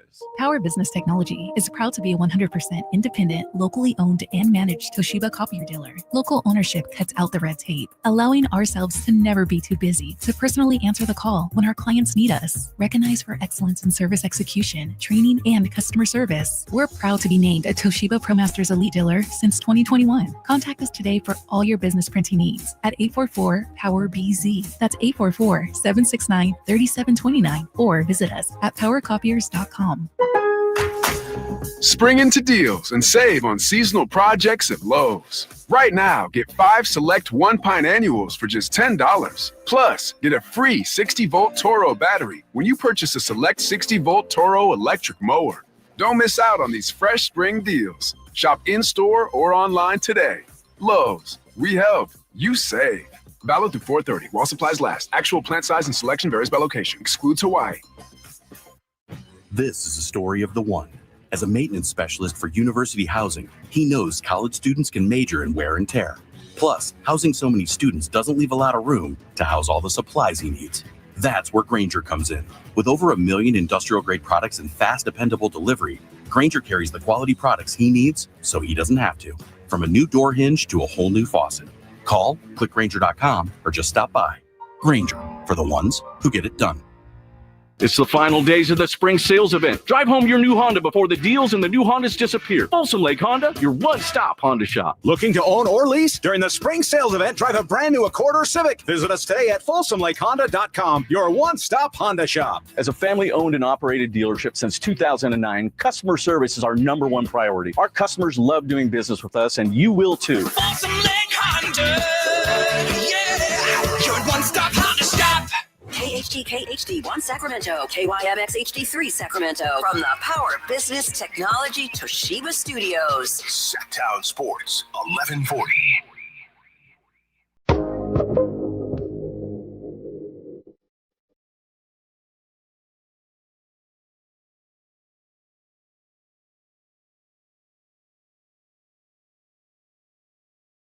Your home for Kings talk and so much more. Live and local. Allen Stiles on Sacktown Sports.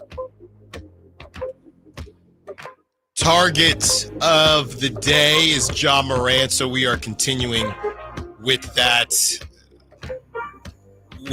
motion. And funny enough, as we bring that up now that the season is over, a lot of people are talking about it. Tim McMahon on the Hoop Collective says there's a lot of whispering and rumbling around the league regarding Morant potentially being available on the trade market. He also says, when I'm talking to people around the league, GMs, execs, scouts, I don't have people telling me that they think Ja is a top 10 player when he's healthy anymore. It's the value conversation. Now, I don't think Ja is to the Zach LaVine point where the Grizzlies would give away a pick. Don't get me wrong. But it does kind of speak to, hey, if it's these players and no picks, or these players and a second rounder, or maybe first rounder, does that, Allen, are you more intrigued than you were when it would be an overall haul? More intrigued, yes. I'd still lean towards no. And Kyle, early on, I know somebody was roasting us for bringing up DeJounte Murray, and you got to be reminded here that's the thing that I do love about fans and listeners of the show. It gets to a point where even last season this happened, where nobody wants anybody, right? Where you don't want anybody. You don't want Ja. DeJounte Murray isn't good enough. You don't want this guy. You don't want that guy. You don't want Jeremy Grant. You don't want Kyle Kuzma, who, look, the Kyle Kuzma thing might be a situation, but a lot of y'all were right. He's been terrible. You don't want Cam Johnson.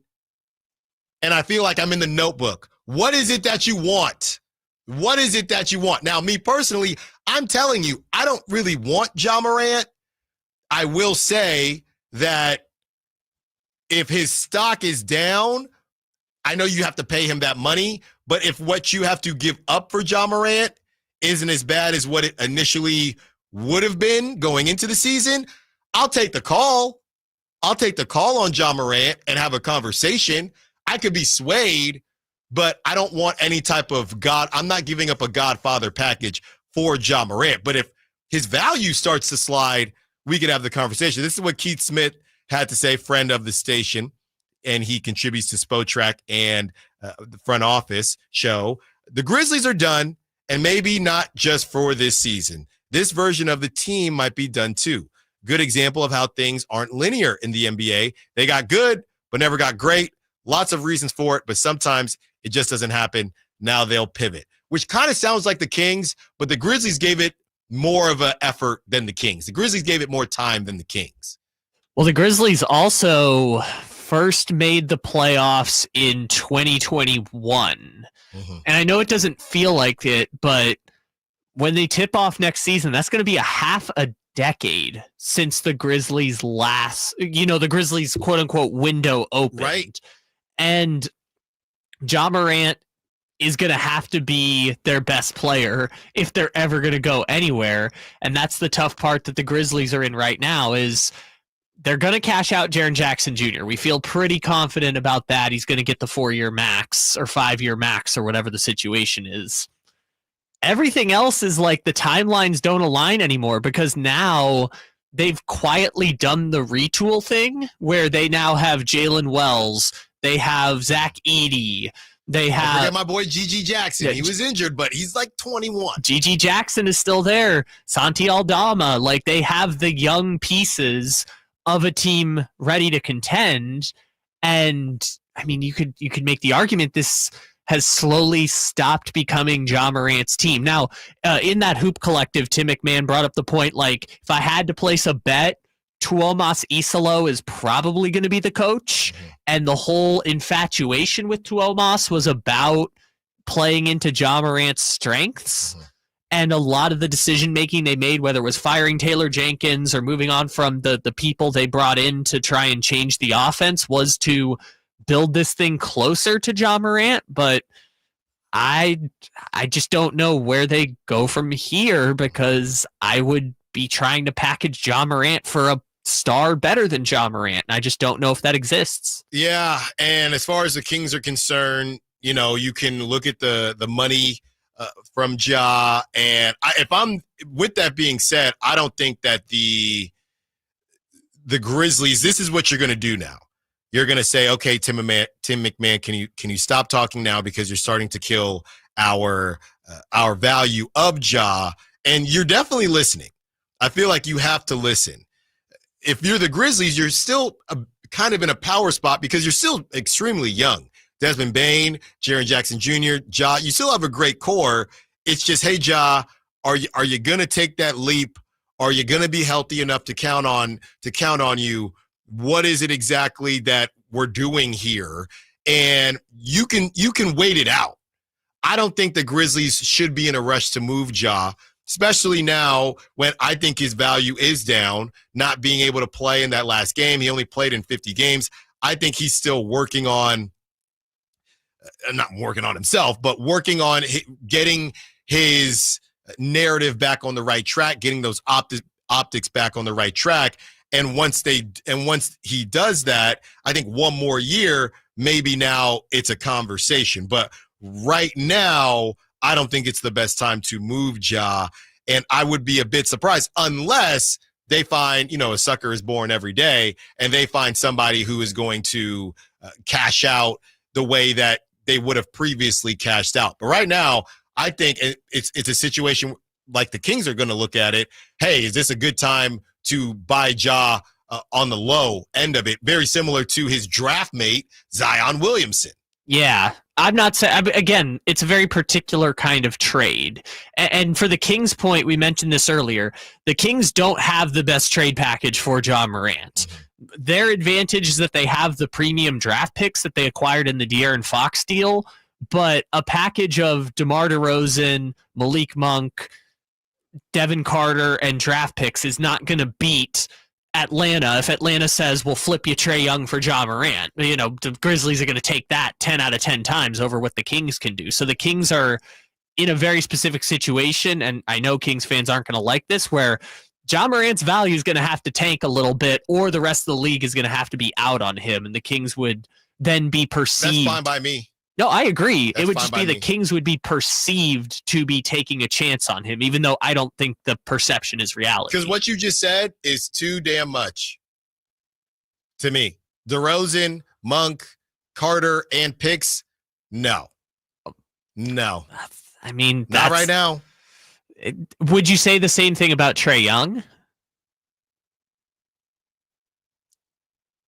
I would be closer to saying yes with Trae Young. Okay. But I still think that that's a lot, man. So, and Trae Young would probably go for less unless it comes with a contract extension, right? Because Trae Young has 1 year versus Ja Morant 3. You know, in a weird way, I don't think this is going to happen. I'm just kind of thinking out loud here.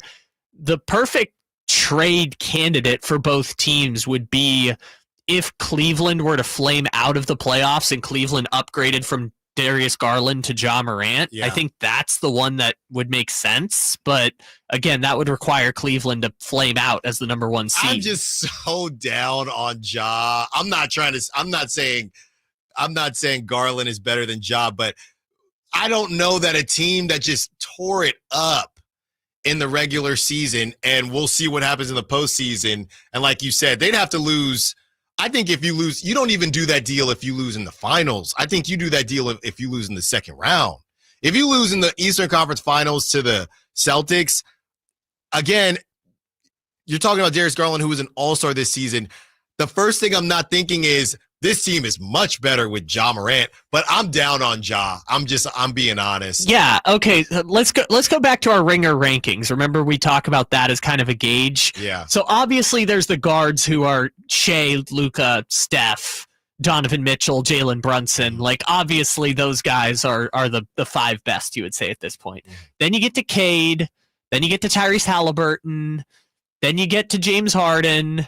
And then you have that cluster that we talk about of like all the elite guards that are all, you know, on one day could be better than the other. And it's De'Aaron Fox, Trae Young, Ja Morant, Jamal Murray, Darius Garland, Damian Lillard, Kyrie Irving. All back to back. Sure. They're all ranked right next to each other. Some are grandfathered in, some are injured, some are a little early in it. Yeah. Right? But if you were to compare Darius Garland to Kyrie Irving, especially going into this next season where Kyrie tore his ACL. If you were to say, Allen, who you taking out of Darius Garland and a post-ACL Kyrie, I don't know. I think I might have to take Darius Garland just to be safe. But then if I were to make it Darius Garland versus Jamal Murray, I have to take Darius because also Jamal Murray making $50 million. But if I put De'Aaron Fox on the Cavaliers instead of Garland, I think they're just as good. Okay, so that's the thing. They're all the same guy, which I know it doesn't sound great to have to talk about these people, but like if we're saying the Kings got 50 cents on the dollar for De'Aaron Fox, to break even, they're going to have to get 75 cents on the dollar for one of those point guards if they want to get back to where they were with De'Aaron Fox. And Ja Morant might be their best bet for all the reasons you just outlined, the injuries, the gun thing, the general reputation being down and the Grizzlies firing a coach. But Kyle, you just said all that, but you're still trying to give up. That's not down to me. DeMar DeRozan, Malik Monk, Devin Carter, and picks is not down to me. That's not a down deal to me. That's a normal Ja Morant deal. Sure. And the Kings are going to have to try and build. If they want to compete next year, they're going to have to get that foundation and say, we'll figure out the rest from there. Let's take a trip in the time machine when we return. Somebody brought up the Tyrese Halliburton trade, but what they said as far as whether the Kings won or lost it was very interesting to me. I'll tell you what they said when we return. Allen Stiles, Sacktown Sports. The only place you'll find Keegan Murray is Sacktown Sports. Out to Keegan Murray, straight away for three, and Keegan knocks down the triple. Hey Sacramento, it's Keegan Murray, and you're listening to the home of Sacramento Kings, Sacktown Sports. Your local sports leader. Patrick was way behind on his IRS taxes. I was in way over my head. The total amount ended up being somewhere just over $30,000. $30,000. Then the IRS came to collect. Started getting letter after letter. A lien had been filed against me. They were going to basically hang me completely out to dry. He had to do something. That's when I reached out to Optima Tax Relief. Patrick's life quickly got a lot easier. It was very easy, pretty much hands off. They picked up the ball and ran with it. And how'd it go? I couldn't believe it. I had to ask like 2 or 3 times. I saved an incredible amount of money. How does Patrick feel about Optima? Couldn't be happier. They definitely helped me. Optima Tax Relief, the best place to call. They're the best in the business. Do what Patrick did and call Optima Tax Relief for a free consultation. Call 800-343-6460. 800-343-6460. 800-343-6460. Optima Tax Relief. Testimonial from an actual client. Some restrictions apply. For complete details, please visit OptimaTaxRelief.com.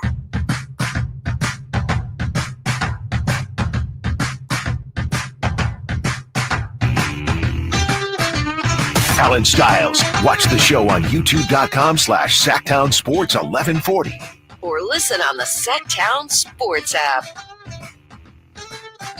I said this yesterday.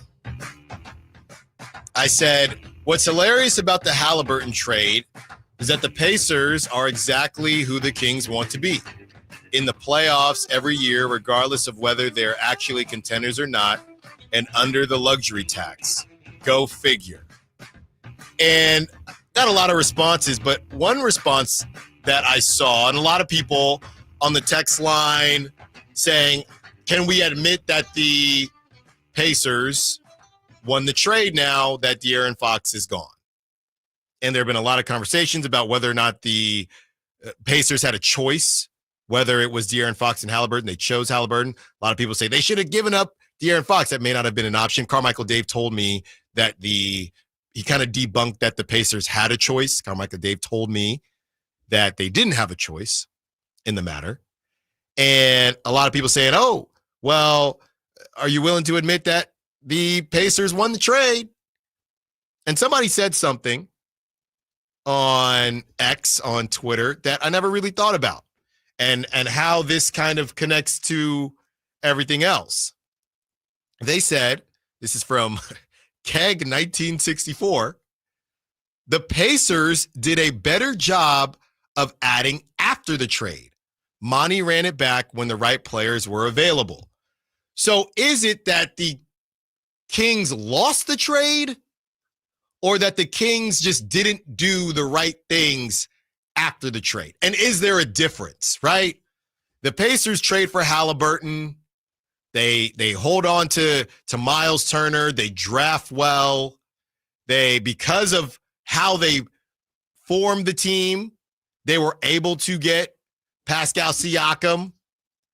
Could you make the argument, and now we're just kind of snowballing it here, could you make the argument that the Kings get Pascal Siakam if they still have Halliburton? I don't know. Obviously, this thing looks different if you have De'Aaron Fox and Halliburton, or is De'Aaron Fox gone in this hypothetical world?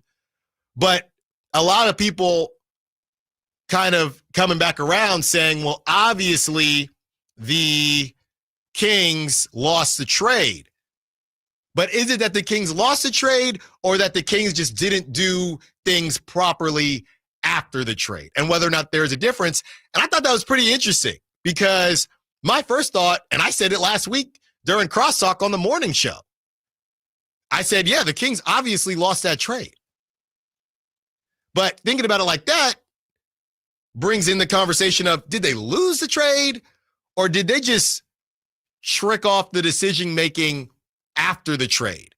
If they make the trade, they lose Beam Team season, they ship off Harrison Barnes and get in a wing that makes sense, are we still saying that the Kings lost the trade or won the trade? Because I would assume at that point that the Kings would have had a better season than they had in 2024.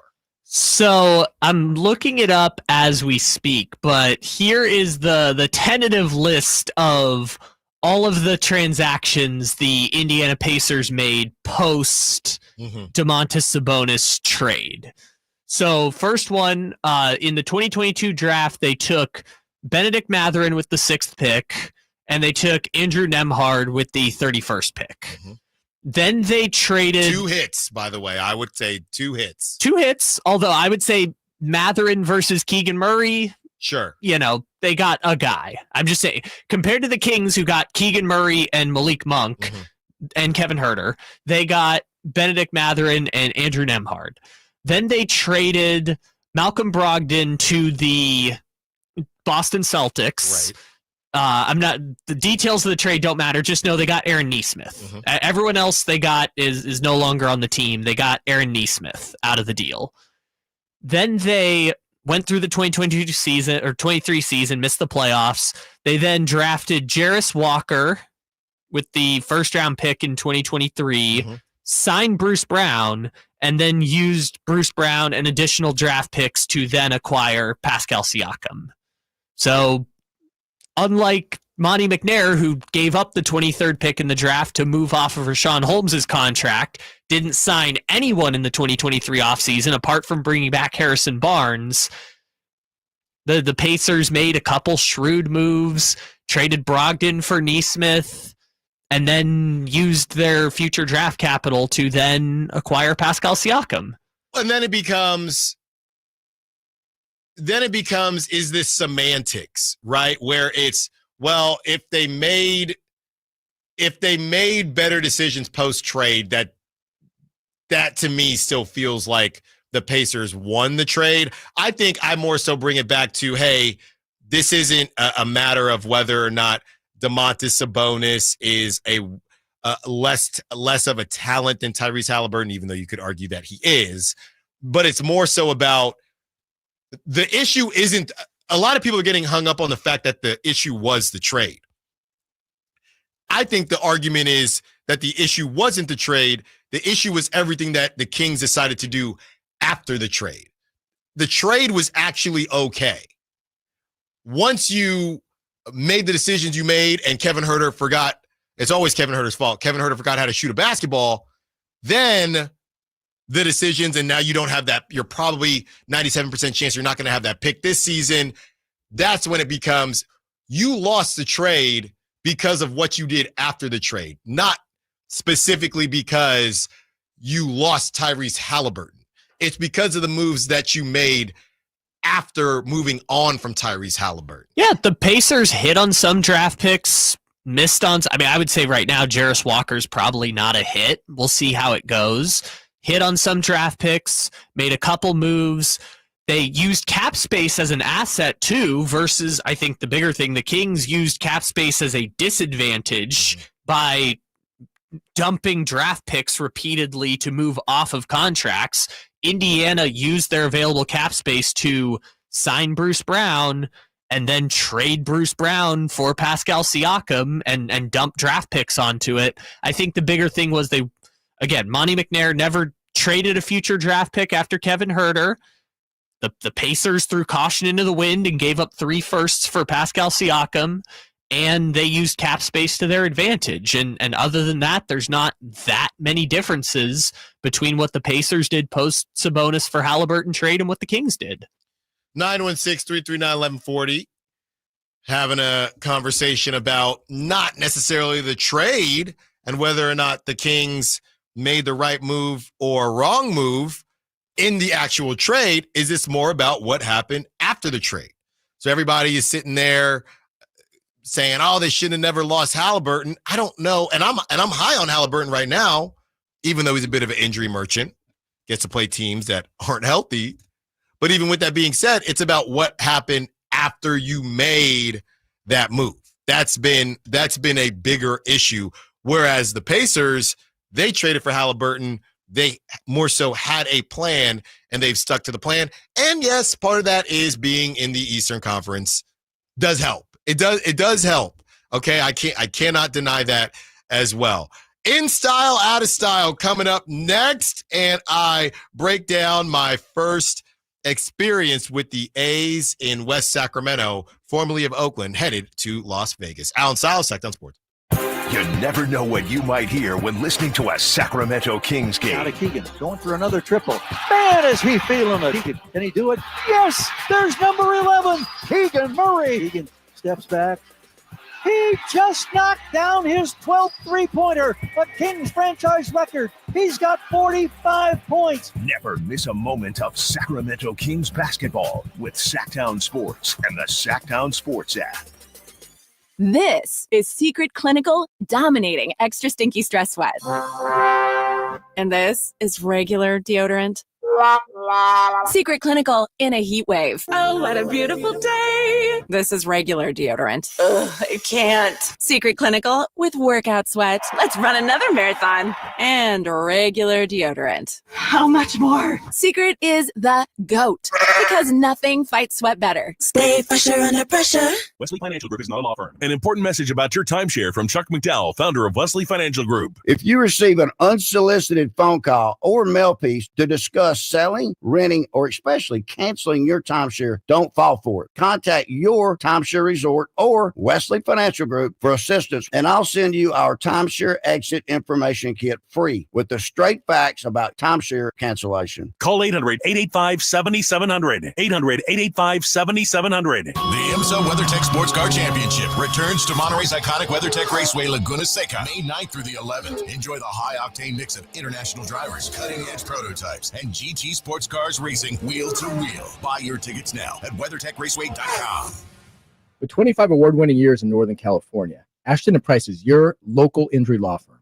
Pro attorney tip: if a firm presents as local but they're in LA, red flag. If your first consultation is not with a lawyer, big red flag. At Ashton & Price, your first consult is with a local attorney, and if serious injury prevents travel, a lawyer will come to you. Still not enough? George Washington's my uncle. At Ashton & Price, no red flags, just red, white, and blue. Remember, for the best advice, don't think twice. Call Ashton and Price. We're super excited to announce that the new truck center is now open at Sacramento Chrysler Dodge Jeep Ram. And it's easy to find from anywhere. They're centrally located right across from Hagen Oaks Golf Course. At Sacramento Chrysler Dodge Jeep Ram, you never have to sacrifice great service to get a good deal. They make sure you're treated the way you deserve to be treated. Showing time and time again that Sacramento Chrysler Dodge Jeep Ram, it's the place where a handshake still means something. I mean, that's the reason why people are coming from all over town. Elk Grove, Folsom, Woodland, Roseville. Stop on in and experience the difference for yourself. Switch to Comcast Business Mobile and save hundreds a year on your wireless bill. Comcast Business, powering possibilities. Restrictions apply. Comcast Business Internet required. Compares 2 unlimited intro lines and lowest price 5G plans of top 3 carriers. Taxes and fees extra. Reduced speed after 30 gigabytes of usage. Data thresholds may vary. Sacramento's premier country music festival, Country in the Park, is coming back May 16th and 17th at Cal Expo with Bailey Zimmerman, Billy Currington, Cole Wetzel, Nate Smith, and more. You'll enjoy food trucks, rock walls, and a mechanical bull, line dancing, and more. Single-day GA tickets start at $52 at CITPFest.com. Country in the Park, May 16th and 17th with Sky River Casino, Hop Valley Brewing, and Naturewood Home Furnishings. Find out more at CITPFest.com.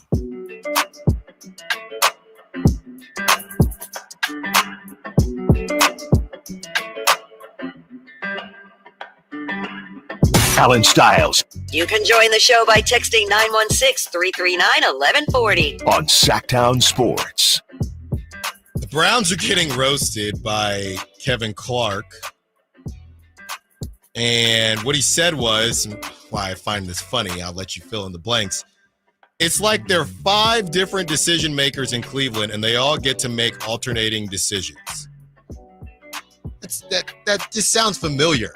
I can't put my finger on why that sounds familiar, but it sounds familiar. Just rotating decisions out here. You ever heard of that before? You know what's actually the funniest thing about how all of this went down is that if you had said going into the NFL draft with the Browns started out with the number 2 pick, who would be more likely to be on the Browns at the end of the night? Travis Hunter or Shador Sanders? Right. 100 out of 100 people would have said, obviously, Travis Hunter. They have the number 2 pick in the draft. They're probably going to take Travis Hunter. And now they have Shador Sanders and not Travis Hunter. Yeah, and funny enough, they could have had both. They could have had both. All right, Kyle, it is time for... In Style, Out of Style. That's right. It is time for In Style, Out of Style, where I break down what I feel like is in style in the sports world and out of style in the sports world. Let's start here.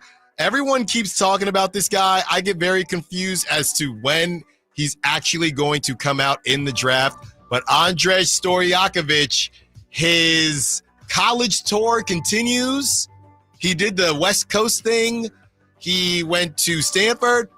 Then he went to Cal. He had a final 3 list as he is. Look, man, if I could go wherever I wanted and just try out a different school every single season, I'd do it too. So his final list was Illinois, UNC, North Carolina, or going back to Stanford, which I just found hilarious.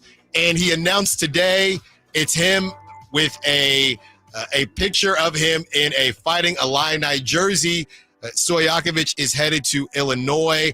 I know there is a monthly text that we get from Kings fans. Draft him. He has to come out of college for that to happen. And he's not doing, and it's kind of a good thing that he's not coming out this season because of the Kings' lack of draft compensation or draft picks, but he is staying in college again, his third college. This is how it happens now. He's not going to Sac State with Mike Bibby. Sorry, he's headed to Illinois, and good for him. This is what you can do now, so it's in style to me. I mean, between Cal, Stanford, U of I, North Carolina, sounds like this kid should be a software engineer, man. This kid is smart. Yeah. If he's transferring from those elite schools, this kid should be a future software engineer instead of a basketball player. So we'll see what he does. I think Illinois is still in the Big Ten. Is that correct? Or are they in the ACC now? Sure. Who knows? One of those. There's only three conferences now, so one of them. I think Illinois was a top seed in the tournament, 2 years ago? They'll pop in every now and then, and good for him. Just do the whole tour. Next, I want you to go, now you got to go to the SEC, right? So you can go all around the U.S. Vanderbilt. There you go. He's hitting all the elite schools. Speaking of transfers, also in style, I don't know how happy anybody should get due to this kid's track record, but Jaden Rashada has committed to Sac State. He was a really, really high recruit, okay? A former 5-star QB coming out of high school. Here's Jaden Rashada's journey. June 2022, he commits to Miami. November 2022, he flips to Florida. So he's still in high school at that point. January 2023, he decommits from Florida. February, he signs with Arizona State. Kyle played a couple games with Arizona State? Played 3 games. I think that was the year they went 1-11 too. In the next season, April 2024, he transfers to Georgia. I know it's not in there, but we should also note in January of 2024, he sued the University of Florida for unpaid NIL, which I don't know how that lawsuit turned out, but he sued the school for not paying him NIL money. April 2024, transfers to Georgia, obviously didn't play a snap there. And now in 2025, he re-enters the portal. He did that in January, and he commits to Stingers Up, Sac State. So I don't know how happy everyone should be because I have no clue if he'll stay at Sac State for even one season, but good on Sac State, man. They're getting some crazy commits these days. A former 5-star, and by the way, he's from Pittsburgh, and then I think he did the IMG Academy, all over the place. Shout out P World, no H. Sure. But anyways, he's from Pittsburgh. He comes back locally. It's kind of crazy. He's only played 3 college football games after he was a former 5-star recruit. What's his NIL at? That's what I want to know. You say that, but you know what he was offered from Florida in the early days of NIL? Jaden Rashada, by the way, is the number one example of why there should be regulation on NIL. Florida offered him a $13 million NIL package, and then they just, didn't sign a contract and just told him, oh, yeah, by the way, we don't have that for you. And he was like, what do you mean? You promised me $13 million, and then they just disappeared. So I guess good for Jaden Rashada. He's had quite the college career, and it's really dirty if you dive into the details behind it. But hopefully he'll get to play some meaningful snaps for Sac State. Hopefully he gets on the field, and look, I think that could be an opportunity for him. Like I said, Sac State, they are doing their thing. They are bringing in a lot of talent, and it could be a good time out there with Sac State, and we hope that Rashada is part of it. It is now time for Out of Style. Out of Style. What is Out of Style? Look, I'm going to be very careful with this, but y'all know there's no way I wasn't going to bring this up a little bit. As Bill Belichick is going viral. Like I said, I'm not touching the Shannon Sharp thing, but Bill Belichick also has found himself in a different situation. He was on CBS Good Mornings or CBS Mornings, and he's there with his girlfriend, Jordan, and Kyle keeps joking saying Jordan. That's how it's spelled. And he is asked about how they met. This is how it went. Jordan is there, by the way. So she's sitting there as if you ever go to a big sporting event, Chris and I, when we went to the Super Bowl a couple years ago, they have, I guess they're called handlers, and they'll kind of hop in and say, hey, don't answer that question, or hey, this is when you're going to meet with whatever athlete. That's how she comes off. Not like a significant other, like a handler. And here's the sound.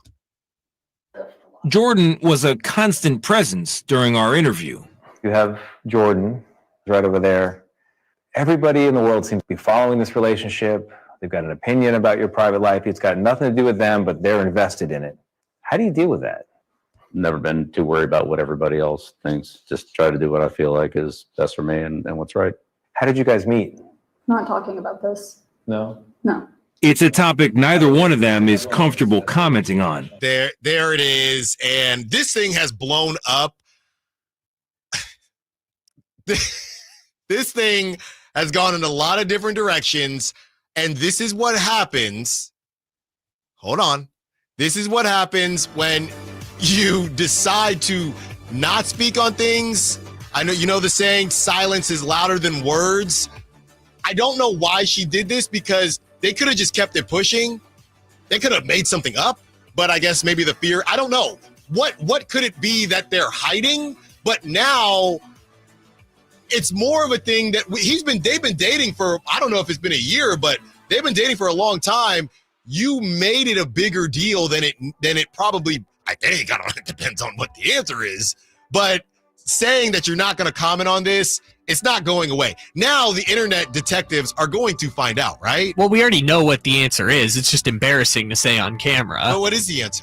They met on a flight. By the way, I know most people know, but we should include the details. She is 49 years younger than Bill Belichick. Yes. She's 24. Bill's in his 70s. Yes, we should say that just to be clear. I did the math right now. I did the math. When my daughter is 24, I'll be in my 50s. Yes. So that would be like, look, Hall of Famer, sure, but my daughter is dating someone 20 years older than me. Bill Belichick's son, who is the defensive coordinator at North Carolina, is 20 years older than the girl that Bill is dating. Love is love. Saying that first. Yes. The actual story is something to do with, like, they were both on a flight together, and she was doing some sort of school report about some history thing, and then they started talking about history, and something developed Bill was from there for a lot more of the history than she had been. Yeah. Bill probably helped a lot with that paper. Bill is a big history nerd. I can't remember exactly what it was about, but that's the story. Not a great story to tell on the air. Why not? What am I missing? No, it's just that they're there's 5 decades apart. It's not scandalous. I got to confirm this, Kyle, because I never heard that. But that is not scandalous at all. What's the problem? It's not. No, it's not scandalous. It's just awkward to have to explain that a 70-something-year-old man was hitting on a 20-something-year-old girl on a plane flight talking about some sort of history project. Maybe he was initially trying to help. I don't know. He still got the craziest part about the interview is he still has on the tattered hoodie. Oh, during that interview is crazy. Yeah, I had the photo up. It's a navy shirt with a literal hole in the sleeve. The funniest thing to me is they're asking Bill about the Instagram post, and he continues to say, I don't really pay attention. Well, stop lying, Bill. It's okay. This is what happens when you're dating someone that's 24. You are into Instagram now, Bill. These photos are being posted. Stop saying, why did they even agree to the interview is what I'm confused about. I don't know why Bill Belichick is doing any of the things he's doing now. Because, again, I'm not saying that the persona you put on as a coach is the person you are in real life. But, like, that dude was in Super Bowl commercials with Jordan in Dunkin'. They were doing Dunkin' Donuts commercials in the Super Bowl. This is not Bill Belichick. I don't know, man. Maybe he's letting it fly now, but like this is so. He's letting it fly. Apparently, they were flying together. Yeah, he's letting it fly. Last on the out of style, I'm just gonna give whatever the opposite of a shout out is to the idiots and the losers that prank called the recruits and all the draftees this weekend. Get a life. Okay, here's a list that I have. I don't know if I'm forgetting anyone. Everybody knows about Shador Sanders, but Tyler Warren also received a prank call, and Isaiah Bond also received a prank call. So they don't deserve that. I can't believe this is, look, man, and I understand in my line of work, I need clicks. I need ratings. I get all that. So sure. But these days with these, and it's not just kids that do it, but these days with how people are just fiending for anything. I mean, just the idiocy to post this stuff. I don't know what should happen with them. Something should happen, but they're losers. And I think it's embarrassing. If that was my son, I'd be terribly embarrassed. And look, I'm not saying that Ulbrich not going to get fired, right? And I don't think that he should, but something has got to happen. It happened last season as well with Cooper DeJean. The NFL needs to figure this out. I think it was a horrible look for them. This is personal information. Shador had a phone that was only purchased for the draft because, his phone was obviously going to be blowing up. So to let that type of personal information out, the NFL needs to figure it out. But those dudes, yeah, they're losers. On the other side, we'll talk to a winner. Whitey Gleason joins us to close out the show. Allen Stiles, Sacktown Sports. Domantas Sabonis plays here. He finds Sabonis. Put the frosting on the cake. Put the cherry on the sundae. Sabonis with a two-hand flush. Makes it 114-106. Sacktown Sports is your proud home of the Sacramento Kings. This is a story of the one. As a maintenance specialist for university housing, he knows college students can major in wear and tear. Plus, housing so many students doesn't leave a lot of room to house all the supplies he needs. That's where Grainger comes in. With over 1 million industrial-grade products and fast, dependable delivery, Grainger carries the quality products he needs so he doesn't have to. From a new door hinge to a whole new faucet. Call, click Grainger.com, or just stop by. Grainger, for the ones who get it done. Drivers who switch and save with Progressive could save hundreds. With that kind of money, you could go big time and skip the regular line at the airport and pay for speedy security.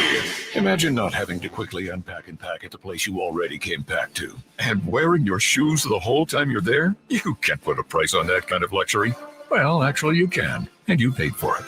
Switch to Progressive and you could save big time for speedy security. Progressive Casualty Insurance Company and affiliates, not available in all states. Potential savings will vary. It's the final days of the spring sales event. Drive home your new Honda before the deals and the new Hondas disappear. Folsom Lake Honda, your one-stop Honda shop. Looking to own or lease? During the spring sales event, drive a brand new Accord or Civic. Visit us today at FolsomLakeHonda.com, your one-stop Honda shop. As a family-owned and operated dealership since 2009, customer service is our #1 priority. Our customers love doing business with us, and you will too. Folsom Lake Honda. Power Business Technology is proud to be a 100% independent, locally owned and managed Toshiba copier dealer. Local ownership cuts out the red tape, allowing ourselves to never be too busy to personally answer the call when our clients need us. Recognized for excellence in service execution, training, and customer service, we're proud to be named a Toshiba ProMasters Elite Dealer since 2021. Contact us today for all your business printing needs at 844-POWER-BZ. That's 844-769-3729 or visit us at powercopiers.com.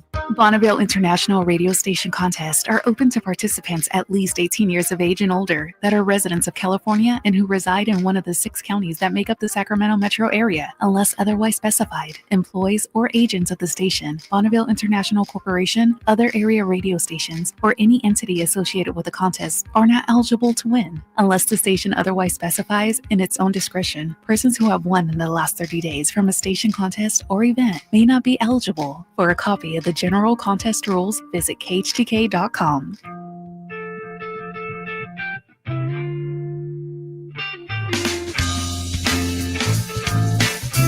Live and local. It's Allen Stiles on Sacktown Sports.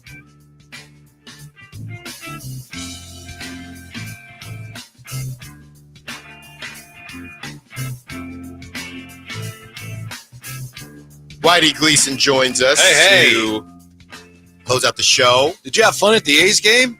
That's where I was going with this, my experience at the A's game. So I'm going to be completely honest with you, Whitey. I know we haven't always seen eye to eye on this, but, I'm just going to be real with you here, okay? Full on true assessment. Now, my only caveats as far as how it looked, because everybody kept talking about how the other teams were traveling really well and how it didn't feel like there was a lot of A's field. The game that I went to, they did give away basketball jerseys, A's basketball jerseys. You got one? I did. And yeah, they only had medium and extra large, by the way. Okay. So which one do you think? Medium should do it, shouldn't it?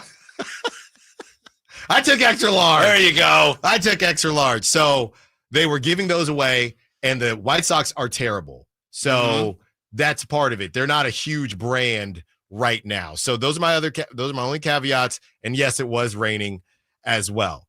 My true assessment being there on the concourse, again, a lot of people were wearing the jerseys, but it did feel like an A's game. Yeah, I follow you on social media. I saw what you posted. As far as the concourse is usually concerned. I'm just, delete. You block me, mute me. As far as that is concerned. You know where everything changed for me?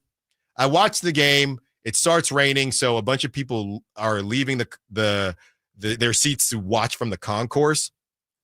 So the optics didn't look great. I'm watching the game, and it just, to me, again, you're not going to get to play the Yankees every day. So if I say what I'm about to say and then say, well, I can go back when they play the Yankees, that's not how it's going to be every day. More often than not, it's going to be teams closer to the White Sox than the Yankees and the Red Sox and the Giants when they come for 4th of July.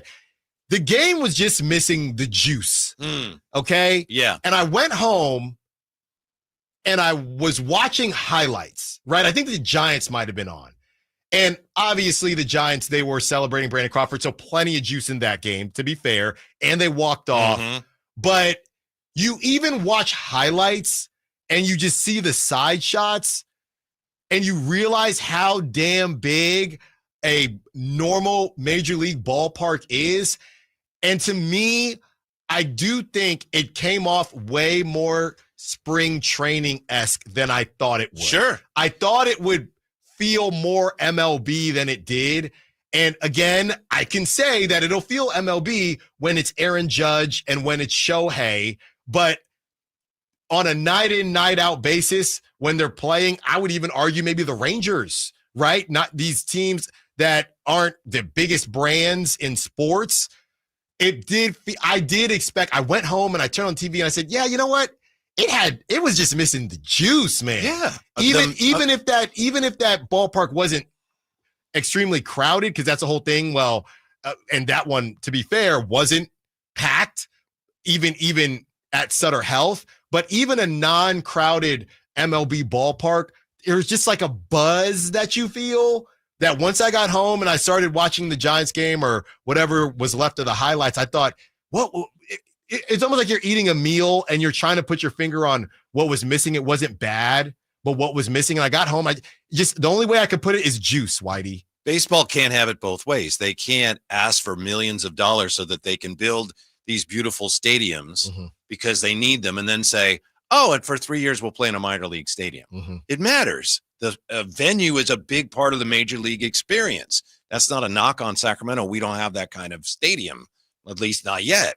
So anyone who thought that, MLB, Kings, whoever thought that, yeah, we'll charge major league prices, and I know those prices are going down for this experience in this very intimate venue. It's like, we know what Major League Baseball is supposed to look like. I'm sure you had a good time for the most part. It's fun, but it's not a Major League Baseball experience. It's just not. There is no way around that. Yeah, and I went as media. I did not go as a fan. So I still have to go as a fan, maybe sitting, because I wanted to go on a Saturday because I wanted the day game feel. Unfortunately, the weather kind of messed that up. So we have plenty more opportunities, but that was the main thing to me. Even when a big league park isn't crowded, I do think there's still like a wow. You're just kind of in awe of the creation and how it's big, how big it is.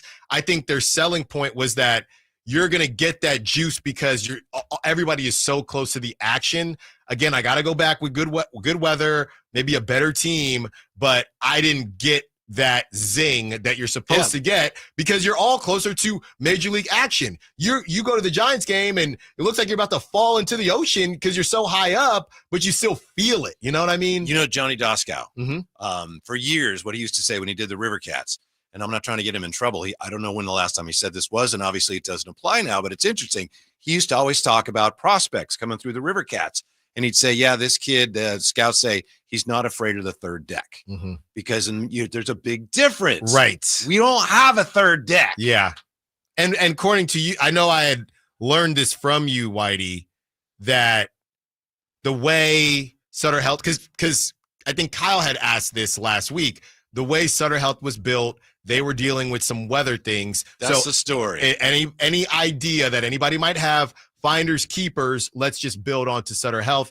They are not really in a position to do that. Yeah, my understanding is that originally was the plan. Mr. Savage wanted eventually to bring Major League Baseball here. A great guy, by the way, really treated the media well. And then I found something, early 2000s, I could track it down for you, from Gabe Ross. He was responding to an inquiry. Gabe Ross was a GM. He's a great guy. I don't know what he's doing now. Great guy. And he said, if you wanted to retrofit that stadium and make it a major league stadium, you pretty much have to tear the whole thing down. Huh. Yeah. Yeah, that's not finders keepers. I mean, it is finders keepers, but Well, and even if they were to do it, it's not going to be in West Sacramento. They would just sell the land, tear it down, and then go build somewhere else. Coming on out to the toe? Possibly. The Thomas, huh? The Elk Grove A's? That's right. That's right, Whitey. All that land out near the airport. Maybe that's where they would go. That's what I'm saying. The toe. The Thomas, come on out. I'm really there. Why would they ever build a stadium there? That's a good question. 916 says, are you really surprised that a rainy game against the White Sox had no juice? I don't think that's the game you should use to judge. I would agree with you, but then again, should I judge the game against the Yankees? You know what I mean? What's the correct? I agree with you, 916, and I just said I'm going to go back, but I don't think I should use the Yankees game to judge either. They're not playing the Yankees every day. Yeah, that's fair. Yeah, but it's I think at this point we pretty much know where we are. You made a great point last week when you said that if they start playing a lot better, they're 500 now, right? And the weather warms up, maybe more people will go. A lot of people go, oh, once the weather warms up, people are going to stay away. I'm not really sure that's the way baseball works around here. I get the point, but we'll see if they continue to play better. I don't think people are ever going to oh, yes, my team. Yeah. But they'll be more interested if the games are more meaningful. Yeah. And, a lot of people, they should have called them the Sacramento A's. Like I said, I don't think they needed to even do that. They just throw on a Sacramento jersey once a month. And I think the turnout would have been a little bit better. But Whitey, I don't know how much time you're going to spend on the NFL draft. When is that? We talked about Mel Kiper and how it was a bad look. You and Kyle defended Mel Kiper. Then he went on, or you defended his stance. You just asked, why is he there? But I think after this he weekend, may not be there anymore. I know. This might be his last rodeo. I said it, and then it just got worse over the weekend. I don't know how much time you're going to spend on the Shador Sanders aspect versus what the Niners and Raiders did. I thought it was the NFL is invincible. We know that. But I thought it was one of the worst looks that the NFL has had in a long time outside of anything, political or anything like that. Just pure, the product they put out. A lot of people said NFL Network was way better than ESPN, and sure, maybe they're right, but they were all talking about Shador. Shador's voice was used for the NFL draft. He's on the Gatorade commercial, so everybody was talking about it. I don't know. We talked about, I don't think collusion or anything like that. I think the whole thing was a mess. It was a mess, and I think it was a bad look just from just how everything went down. Well, I know the media, especially ESPN, they like to pile on or jump on mistakes. Who screwed up? And for the most part, if you look at all of the reviews, I know the 49ers got a bad grade from Pro Football Focus for some reason. Yeah. But for the most part, all the teams are pretty happy with their picks. And most of the outlets look at everybody and go, they did at least pretty good. So there's nothing else to talk about except for Shador Sanders and that, that collapse. Yeah. And it is an interesting story. But why do you think it looks so bad? What could have been handled differently?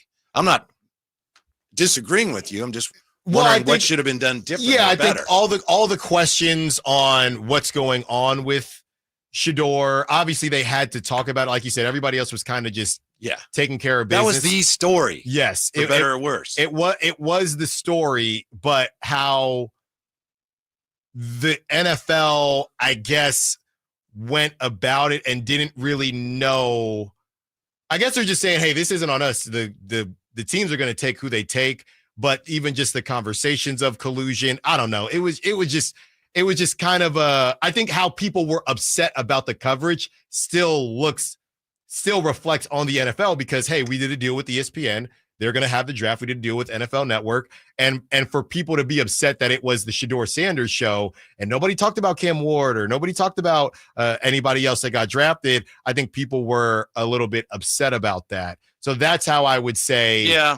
And they can't say, hey, don't talk about Shador anymore because I think as much as I would love to see the ratings. I don't know how NFL draft ratings normally do. They do really well. I think they do better than like NBA finals. But I would tell you this much. All weekend long, I left it on. Have I left on the NFL draft in the last 3 years after night one? No. This whole weekend, I just had it on. I would poke down when are the Raiders drafting and see what happened. So they might, funny enough, you say it's a bad look, but their ratings might be even better. Yeah. If you're a football fan, you want to know, hey, this guy that was taken in the third round, is he a scheme fit for the defense my team's running? But given that the draft is on prime time, like on ABC, they're not going to, people by and large around the country don't care about that. They want the drama. Yeah, and they definitely got it. All right, the drama king, Whitey Gleason, has got you for the next 4? You bet. 4? At least 4. At least 4. I think I can stop asking that now that the Kings are done, yeah? Yeah, I'll let you know. Oh, you let me know. Whitey Gleason, Kyle Draper, Jay Johnson, Drive Guys coming up next. Great job to Kyle. As always, thank you to all the callers, texters, sack chatters. Until tomorrow, secure the bag. Like the beam. Gotta go. You found your dream home online, but here's the twist. The lot next door just got rezoned for your